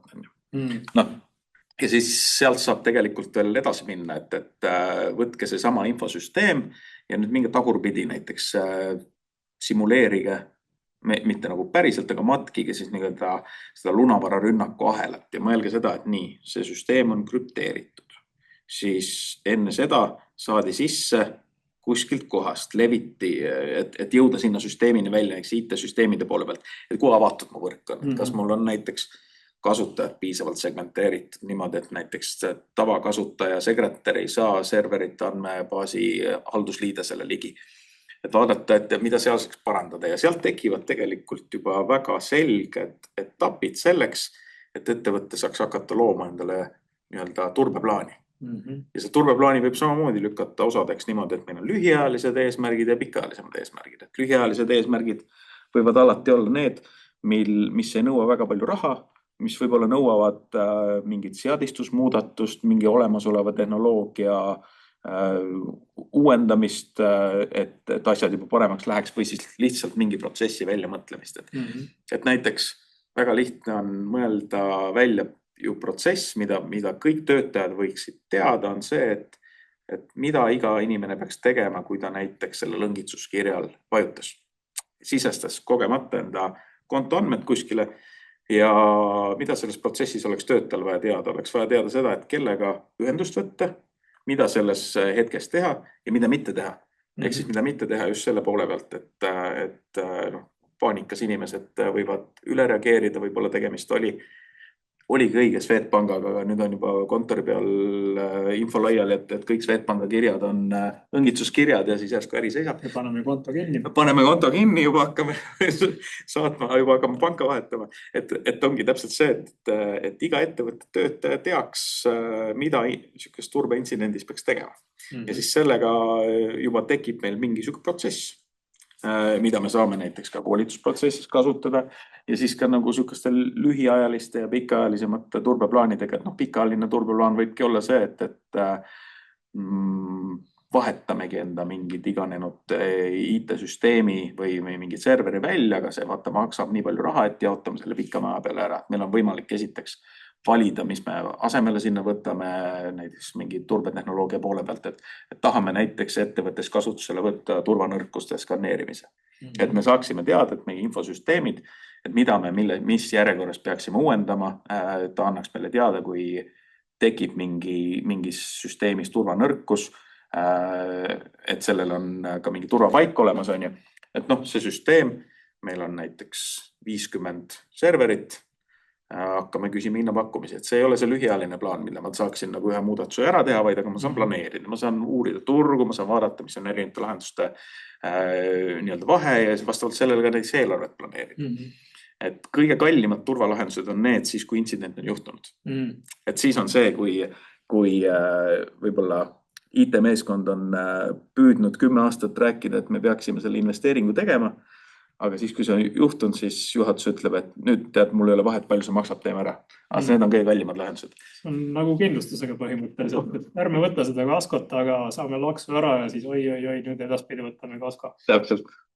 Aga siin reaalajamajanduse konverentsil natuke aega tagasi üks suure ettevõtte inimene rääkis sellest, et neil on 1800 erinevat tarkvara rakendust käigus, mida iganes nad nendega seal teevad ja see viitab sellele, et firmad sisemiselt on hästi digitaliseerunud ja kuidas sa nüüd seda turvad, seda 1800 ütleme siis IT-rakenduste parki, see tundub nagu meeletu ettevõtmine, aga kas see sama metoodika, mida sa äsja just tutvustasid, et nii-öelda ära prioritiseerida need kõige tähtsamad ja sealt alustada siis nagu vaatamist, et okei, et me turvame neid 20 kriitilist süsteemi kõigepealt ja siis vaatame ülejäänud 1780 süsteemi, et kuidas nendega. Ta vist ilmselt peaks olema väga süstemaatiliselt siis, kui on nii palju infosüsteemi juba, et seal hakata iga keskkonna peale võib-olla niimoodi rätseplahendusena minema, et siis upub ära, et ta peaks olema pigem väga süstemaatiliselt jaotada näiteks ära süsteemid, et mis on vähem prioriteetsed, keskse prioriteediga ja mis on kõige kriitilisemad ja sealt siis läheneda sellele. Aga seal kindlasti tuleb mänguga väga palju automaatikat, et sa saaksid võimalikult palju tegevusi automatiseerida, et sul oleks võimalikult vähe käsitööd, et suurte süsteemide puhul ongi just see, et kui sa pead kiiresti tegutsema, et siis igasse serverisse käsitsi sisse logida ja mingi seadistusmuudatus teha, et kõik peaks olema keskselt hallatavad, patch itavad, mis iganes tegevusi on vaja teha. Et jah, eks ta on selline planeerimise küsimus. No ilmselt kõige turvalisemad on meil Eestis ikkagi ju pangad, et nende IT-eelarve on tõenäoliselt kõige suurem ettevõtte seisukohalt võttes ja tegelikult on neil ju ka vastutus meie kõikide raha hoidmise eest, mida me siin ennem just mainisime, et digitaalne maailm, digiraha liigub kogu aeg. Aga kui me nüüd tuleme väiksemate firmade poole ja just ka erapraksised näiteks, mida on ju Eestis 10 000, siis tegelikult neil ei olegi midagi muud teha, kui loota oma teenusepartnerite tugevuse peale ja ka iseenda meelekindluse peale, et ma ei lähe kunagi õngitsuse õnge ja ei ole ise see nii-öelda nõrgim lüli ahelas. Kas põhimõtteliselt võiks Eestis olla midagi sellist, et me teeme oma teenusepakkujale ennem kui me hakkame talt teenust võtma nii-öelda kohustusliku turvaküsitluse või anketeerime vähemasti, et mida sa oled teinud selleks, et kui mina tulen sulle kliendiks, sina oma teenusega hakkad mulle mingit olulist asja tegema, minugi poolest raamatupidamisteenust või juurateenust või mida iganes, et siis ma sealt kaudu ei saaks pihta. Et kuidas see asi võiks välja näha väikeettevõtja seisukohalt? Mis see küsimustik võiks, milles see võiks seisneda? Ja seda tegelikult reaalelus ka tehakse. Ehk siis küsitaksegi nendelt, aga kuidas see küsimustik võiks välja näha? Ongi põhiline, mida välise teenuse kasutamise puhul ju tehakse, on see, et me jagame oma andmeid. Ehk siis põhiliselt olekski see, et kuidas te käitlete neid andmeid, kuidas te hoiustate neid, kuidas te tagate seda, et minu see kuldne vara oleks kaitstud teie juures. Et see peaks olema põhiküsimus. Teine kindlasti punkt on see, et kuidas teie nagu enda ettevõttesse, küberturbesse suhtute. Ehk siis on see, et kui ma usaldan enda selle digivara kellegi kolmandate kätesse, aga temal on ainuke IT-poliitika on see, kui onupoeg kuskilt kaugelt Eesti nurgast 30 aastat tagasi pani mingi süsteemi püsti, mis siiamaani töötab. Et siis tekib küsimus, et kas võib-olla ei peaks seal enda kõige kallimad andmed hoidma. Et ma arvan, et see kindlasti tuleks julgemini küsida ettevõtete käest, et kellega te äri hakkate tegema, et aga kuidas te nagu kaitsete. Et ja nende nii-öelda väliste teenuspakkujatega kindlasti nagu just eriti keskmistel ja väiksematel firmadel pigem soovitan võtta abi ja teenuseid väljaspoolt. Et näiteks kui me räägimegi küberturbe poole pealt ja intsidendi haldusega ja kogu selle seirega, et siis ei olegi tihti mõistlik endas majas hoida kogu seda tiimi ja nii rahaliselt kui ka nagu ajaliselt. Et on ettevõtted, kes sellega tegelevad, kes seda teenust pakuvad ja suudavad seda teha nagu vastavalt ettevõtte suurusele väga mõistliku hinnaga. Et ja sa saad sealt ikkagi nagu põhimõtteliselt kogu IT-meeskonna endale sellesse rolli mingit teenust pakkuma, et seal kindlasti iga asjaga, mis me siin küberturbe osas räägime, kas või infoturbejuhti või SOC-i teenust, et seda oma majas üles ehitada on väga keeruline. Et seal kindlasti, ja kui me räägime ka mingitest teistest teenustest, ka raamatupidamise poole pealt, et kas mul on vaja endale palgata raamatupidaja, kui mul tegelikult on 3 arvet kuus või 5 arvet kuus on, et lihtsalt tõesti veenduda selles, et kelle käest me seda teenust ostame, et me usaldame seda ettevõtet. Ja selge, et reaalaja majanduse poole peal me räägime hästi palju just nendest majandustehingu andmetest, mis otsapidi jõuavad just nimelt raamatuteete juurde ehk raamatuteesüsteemidesse. Kui me tahaksime, et Eestis nüüd täies mahus kõik ettevõtted osaleksid selles digimajanduse ehk reaalaja majanduse ökosüsteemis, siis põhimõtteliselt peaks kõigil olema ju oma raamatupidamissüsteem, kas siis teenusepakkuja kaudu või endale isiklikult litsenseeritud. ja me peaksime kõik mõtlema selle üle, et kuidas need raamatupidamissüsteemid omavahel turvaliselt siis on ühendatud küll arvete, tellimuste ja muude oluliste majandustehingut kajastavate andmete liigutamiseks. Tõenäoliselt midagi sellist lähitulevikus ju ei juhtu, et igal väikesel erapraksisel on mingi süsteem kuskil püsti. No hetkel me loeme kokku umbkaudu mingi 130 000 juriidilist isikut, kellel tõenäoliselt on raamatupidamine kuskil arvutis. Suurema tõenäosusega teenusepakkuja juures mingis raamatupidamistarkvaras, suurematel ettevõtetel loomulikult oma majandustarkvara pakkujate süsteemides, olgu nad siis Microsofti või mõne muu rahvusvahelise või kodumaise poolt loodud tarkvaralahendused. Aga need 10 000 juriidilised isikud, kes esitavad majandusaasta aruannet ja ei oma kuskil mingisuguses süsteemis olevaid andmeid ja tõenäoliselt peavad selle majandusaasta aruande ka kokku umbes sellest stiilis, et vaatan panga väljavõtet, okei, ma siin tegin mingeid selliseid tehinguid, selle pealt panen kokku otse e-äriregistris need lahtrikesed, kuhu tuleb sisestada bilanss, kasum, aruande ja lisad. Ning kui kõik klapib, siis ei ole ju mingit probleemi, mul ei peagi olema mingit raamatupidamist. Võib-olla ongi sellele erapraksisele või väikesele firmale kõige turvalisem variant, et ma ei võtagi mingit süsteemi, ma ei osalegi selles nii-öelda digimajanduses. Ärge saatke mulle e-arveid, ma ise ka ei saada teile e-arveid ja nii ongi äkki turvalisem. Aga samas see vist ei ole õige lähenemine. Ma arvan jah, et lõppkokkuvõttes igas ajaloo etapis on võideldud vastu mingitele innovaatilisematele või tehnoloogilistele lahendustele. Lõppkokkuvõttes ikkagi tuleb kohaneda selle olukorraga ja ikkagi enda nii-öelda tegemine viia siis ka ikkagi sinna e-arvete peale ja lõppkokkuvõttes see muudab selle kogu süsteemi ikkagi turvalisemaks, kui me neid üksikuid faile sealt ei saada. Aga võib-olla rääkidagi sellest, et kui me räägime, et meil on süsteem siin ja süsteem seal, et siis mis on ka väga tähtsal kohal, eriti ettevõtetes, kes kasutavad või arendavad näiteks mingit veebirakendusi või mingit teenuseid, et siis selleks, et kui me kasutajana süsteemiga suhtleme, siis meil tavaliselt selleks on mingi liides, veebiliides, mingi asi. Nüüd, kui süsteem süsteemiga suhtleb, siis tema kasutab selleks tavaliselt API liidest, on selline termin. Ja mis on nagu tõusvas trendis ongi see, et nende API-de turvamine, et kui me räägime neis e-arvete süsteemides samamoodi, et siis selleks, et see süsteem saaks kuskile teise süsteemi ühendada, kasutab mingit API-t. Nüüd arendajad, kes tavaliselt süsteeme teevad, neid huvitab funktsionaalsus. Et see API oleks olemas, et see oleks võimalikult palju informatsiooni saaks sealt välja. Ründajaid huvitab ka see API liides, sellepärast et sinna ei ole tavaliselt rakendatud väga palju turvalisust või tähendab, kui on turvalisus rakendatud, et siis sealt neid turvaauke leida. Ja see on praegu väga tõusvas trendis, ehk siis API rünnakud. Ehk siis, et tõesti, et kui süsteeme rünnatakse, siis API-d on ühed, mille kaudu siis proovitakse sisse saada või mille kaudu proovitakse andmed kätte saada. Et seda kindlasti ka, et kui ettevõtted, kes ise arendavad mingit süsteeme, et siis rääkige enda arendajatega ja tehke enda rakendustele turvatestimist.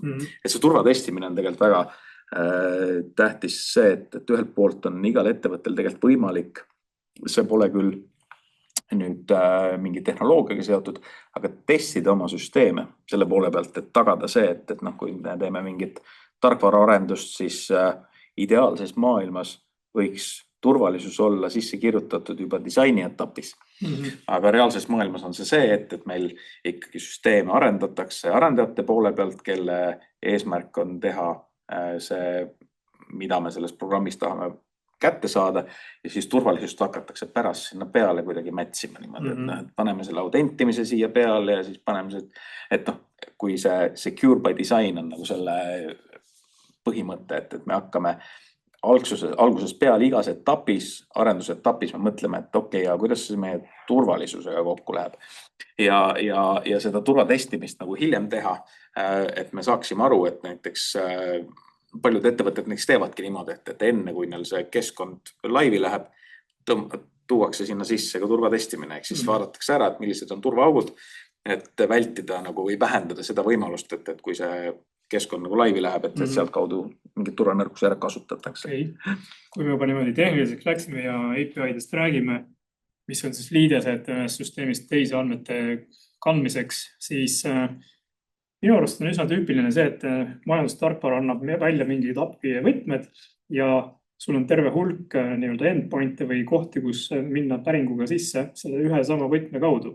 Mis tähendab seda, et ma olen andnud võtmed välja ja nüüd ma saan vaadata, mis sul ostupoolel toimub, mis sul müügipoolel toimub, mis sul raamatamises üldse toimub, mis sul finantspoole peal toimub. Kas võib-olla üks turvamomentum oleks ka see arendajatele väike mõte, et teha erinevad API võtmed erinevate, ütleme siis programmi osade jaoks? Kindlasti, et ühe võtmega, see on nagu majas. Et kui meil on kortermaja ja me ühe võtmega saame igasse korterisse sisse ja me loodame, et järsku see, kes elab korteris 10, läheb ainult enda korterisse, et siis see on selline soovmõtlemine. Et ikkagi jah, et kui seda keskkonda arendatakse, et siis peaks olema segmenteeritud. Nii nagu võrkude poole pealt me räägime, et jätkuvalt isegi aastal 2025 mõned ettevõtted ütlevad, et aga miks meil seda võrkude segmenteerimist vaja on, et meil on ju IP-aadresse on nii palju, et meil võiks olla kõik ühes. Siis ma alati toon selle näite, et aga mõtle, kui sa elaksid korteris, kus sul ühtegi tuba ei ole. Kõik elaksid ühes toas, ehk siis kuidas oleks kodus elada, kui ainult 4 seina oleks ja oleks siuke võib-olla, ma ei tea, 60-100 ruutu oleks siukest pinda, kus kõik karjuksid omavahel koos, räägiksid. Et esiteks annab see privaatsust võrkude segmenteerimine ja samamoodi ka nende API võtmetega, et me tahame luua seda privaatsust, ehk siis et kas on vaja sama API võtmega näha nagu igast erinevaid ressursse. Võib-olla funktsionaalsuse poole pealt on, aga samas sageli ilmselt on see tehtud mugavuse mõttes. Sellepärast, et arendada nüüd välja veel mingi lisapiirang, turvata igast neid võtmeid, teha erinevad, ma ei tea, virtuaalsed seifid. Et siis ma arvan, see on pigem arendajal olnud kiirem ja mugavam teha, kui eraldada need ära, aga heas turvapraktikas võiks tõesti olla erinevate tasemete, erinevate funktsionaalsuste jaoks oleks erinevad võtmed. Kui nüüd vaadata tänaseid arenguid, siis meil on ju tegelikult hästi palju e-kaubandust ja e-kaubandus on hästi palju seotud igasuguste finantsvahendusteenustega ehk siis makselahendused, mida sinna e-poodidesse juurde keevitatakse. Need tekitavad ju samamoodi igasuguseid vahvaid turvariske. Stiilis e-pood tüüpiliselt on seotud ka mingi majandusinfosüsteemi või raamatamistarkvaraga, jälle läbi selle ühe ja sama API võtme tekkinud liidesega, mis tähendab seda, et kui mul e-poodi suudetakse nii-öelda sisse häkkida, siis sealt kaudu põhimõtteliselt saab ju tagaukse kaudu liikuda ka raamatamispoole peale. Ja, põhimõtteliselt. Ja kui me mõtleme maksevahendusteenuste peale, siis tüüpiliselt on ju mingisugused lingid, kus peal sa pead klikkima selleks, et see makse hakkaks reaalselt toimuma. Tavaliselt see ikkagi toimub turvaliselt, et pank küsib veel üle, et sa maksid selle kaardi kuskil seal poes, kas sa päriselt tahtsid seda ülekannet teha. Aga on ka igasugused PayPalid ja Stripe'id ja muud keskkonnad, kus otseselt ei pruugi olla selliseid kontrolle. Ja kõik need on ju otsapidi väike riskimoment. Ja sellest me üldse ei räägi, kui sulle saadetakse e-maili peale mingisugune a la arve ja siin on see klikk, maksa kohe. Täna mina enam selliseid asju üldse ei usalda, kuigi vahepeal see oli hästi populaarne. Saadame arve ja sul on väga mugav võimalus maksta. Väga mugav võimalus. See on ma ütleksin, kõik peaksid sellised asjast loobuma. Aga kui selle turvalisuse peale mõelda, siis väikeettevõtte sageli just niimoodi mõtlebki, et ma olen ju nii väike, nagu me siin ennem rääkisime. Mul on ju ainult seal 1, 2 või 3 e-poodi, mis müüb ilusaid muhukirjadega sokke või mida iganes, mis nad ikka mind ründavad. Aga samas iga e-pood on ju tegelikult väga magus pala igasugustele häkkeritele, sellepärast sa istud ju internetis, sinu kaudu mingid inimesed käivad seal toimetamas, sul on seal mingid makselahendused. Ehk kuidas e-poode tegelikult turvatakse, oskad sa midagi sellest kohta rääkida? Samamoodi üks pool on see API-de turvamine, et kuidas sa saaksid selle keskkonnale nii-öelda ligipääsu tagada turvalisemalt erinevate teiste süsteemide poolt. Aga eks need turvanõuanded tegelikult kattuvad, kui me räägime siis ettevõtte infosüsteemidest või mingitest platvormidest. Et kuidas turvata, ütleme, kui me läheme nii-öelda IT-tasemele, siis kindlasti, et ma ei tea, mille peal sul see e-pood jookseb, jookseb ta sul WordPressi peal, jookseb ta sul mingi custom lahenduse peal. Et siis kõik need süsteemid, mille peale ta on ehitatud, peaks olema nagu viimaste turvapaikadega, sellepärast, et mis põhiline on kasutajate arvutite poole pealt, et tead, et mul see veebibrauser on visanud siin 2 nädalat juba seda punast teavitust, et ma uuendaks ära. Miks ta seda punaselt viskab, ongi see, et see on mingi kriitiline turvanõrkus selles tarkvaras. Ja mida häkkerid ära kasutavad, on turvanõrkus. Et see ongi see, et on leitud mingisugune viga selles koodis, on ta siis sul WordPressi sait või on ta sul veebibrauser või on ta sul operatsioonisüsteem, mida tahetakse ära kasutada, et sealt kaudu saada ligi süsteemidesse, kus siis järgmise etapina oleks see, et me võtame selle konto, millega me sinna ligi saime ja proovime admin õigustesse jõuda välja. Et veebipoodide puhul on samamoodi, et WordPress on väga magus selline target. Aga kui me räägime ka mingitest teistest lahendustest e-poodide poole pealt, et see, mille peal see e-pood meil jookseb, et see oleks turvaline. Teine pool on see, et väga tähtis, et oleks turvatestitud just see nii-öelda erinevate e-poe kasutaja rollide näiteks segmenteerimine, et mis me näeme väga palju, et kui me teeme sellist, ütleme, ründe lava kaardistust, mis siis tähendab seda, et me otsime, ütleme, jälgime ka ettevõtete kontosid selliselt, et kas nad on lekkinud kuskile tumeveebi, kas nad on kuskil Telegrami gruppides jagatav, et siis me näemegi ka tegelikult väga palju kasutajakontosid, mis on kuskilt nakatunud arvuti poole pealt lekkinud, mis ongi mingi e-poe kontod. On seal kuskil sporditarvete poes ja niimoodi. Ja nüüd häkkeril on see konto olemas, ta saab sellega sinna ligi, kui kaugele ta sellega tegelikult välja jõuab. Et seal täpselt see, et testida regulaarselt veebirakendust. Loomulikult, kui me räägime ligipääsust, siis kõik need nii-öelda administreerivad ligipääsud peaks olema piiratud, et sinna ei oleks võimalik sul tavakasutajal minna seadistama mingit asju selle e-poes. Ja ütleme, kui me veebirakendusest räägime, siis on olemas Web Application Firewall, mis peaks iga veebiteenuse ees olema, mida pakub ka see Cloudflare, kes vahepeal maas oli. Just, et miks ta erineb nagu tavalisest tulemüürist ongi see, et kui meil tavaline tulemüür vaatab sükest võrguliiklust, sisenevat, väljuvat võrguliiklust, mingid rakendusi, mis me seal kasutame ja piirab vastavalt sellele liiklust, siis Web Application Firewall vaatab just seda veebiliiklust, vaatab neid veebipäringuid ja vaatab nagu sellesse veebiliiklusesse sügavamalt sisse ja täpselt see, et keegi ei saaks meie sisselogimisportaalist mingit andmebaasis olevat informatsiooni kätte, mingit mitte kasutanime ja parooliga, aga sisestades sinna näiteks mingit SQL päringut. Et selleks on erinevad nagu turbetehnoloogiad, aga kõik algab sellest, et kuidas see rakendus on kirjutatud. Et kui see rakendus on kirjutatud selliselt, kus turvalisusele pole väga rõhku pandud, et siis on väga suur tõenäosus, et sealt kaudu saadakse kasutajakontodele ligi ja kui see on veel seotud krediitkaardi andmetega ja sealt edasi, siis meil juba tekivad andmeleketest erinevad regulatsioonid või trahvid või mis siin võib välja tuua. Täpselt nii. Praegu kindlasti väikeettevõtjast e-poodnikud hakkasid tõsisemalt mõtlema, et ei tea, kas mul on kõik see turvalisus reaalselt ja niimoodi rakendatud või mitte. Tulge räägime, teeme turvatestimise. Täpselt nii. Ja kas te muidu ründetestide, et ega sellistele, näiteks mul on mingi veebipood ja ma tahan, et palun reaalselt proovige järgi mind rünnata. Ja. Mida minult kätte saab? Ja, et see on täitsa eraldi alani läbistustestimine, mida tehakse siis kas ettevõtte IT-süsteemidele või siis veebiplatvormidele. Ja selle eesmärk ongi tegelikult see, et näha, kui auklik või kui kaugele see on võimalik minna. Seda on võimalik teha kusjuures väga mitmel moel. Et üks on see, et sa ütledki, et näed, et sa oled tavakasutaja, vaata kaugele sa jõuad.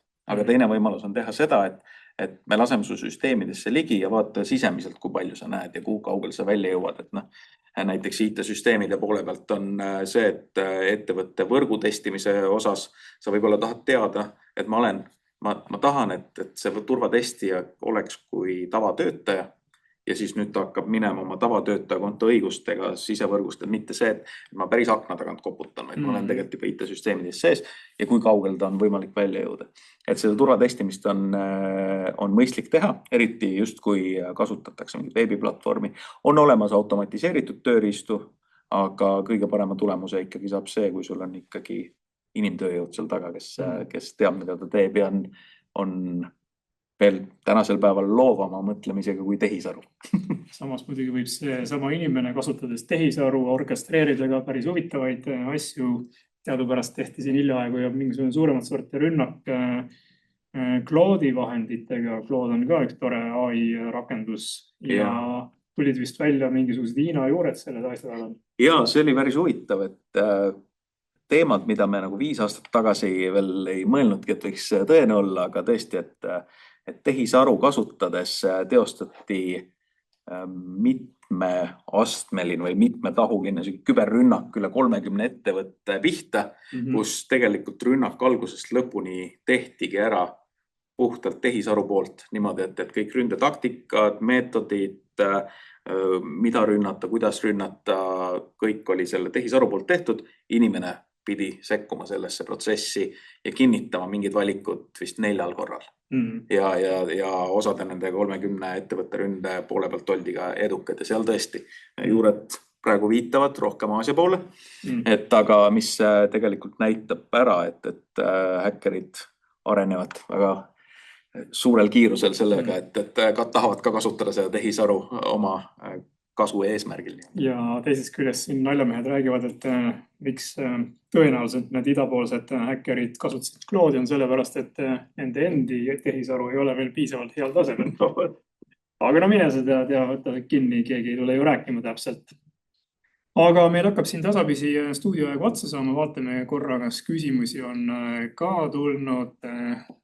Mul assistendid ka siin raputavad praegu pead. Meil oli nii hirmutav teema, et tegelikult keegi julge midagi küsida. Kõik läksid praegu mitmeastmelist autentimist rakendama. Täpselt nii, aga selleks, et saada oma reaalsetele küsimustele, mida te võib-olla siin ei julge avalikkuse ees küsida, konkreetseid vastuseid, siis kindlasti tasub pöörduda meie poole ka e-kirja teel, mis ei ole õngitsuskiri ja kindlasti pöörduge siis firmasse OXIO, kes tegeleb suuremate majandusinfosüsteemide turvamisega.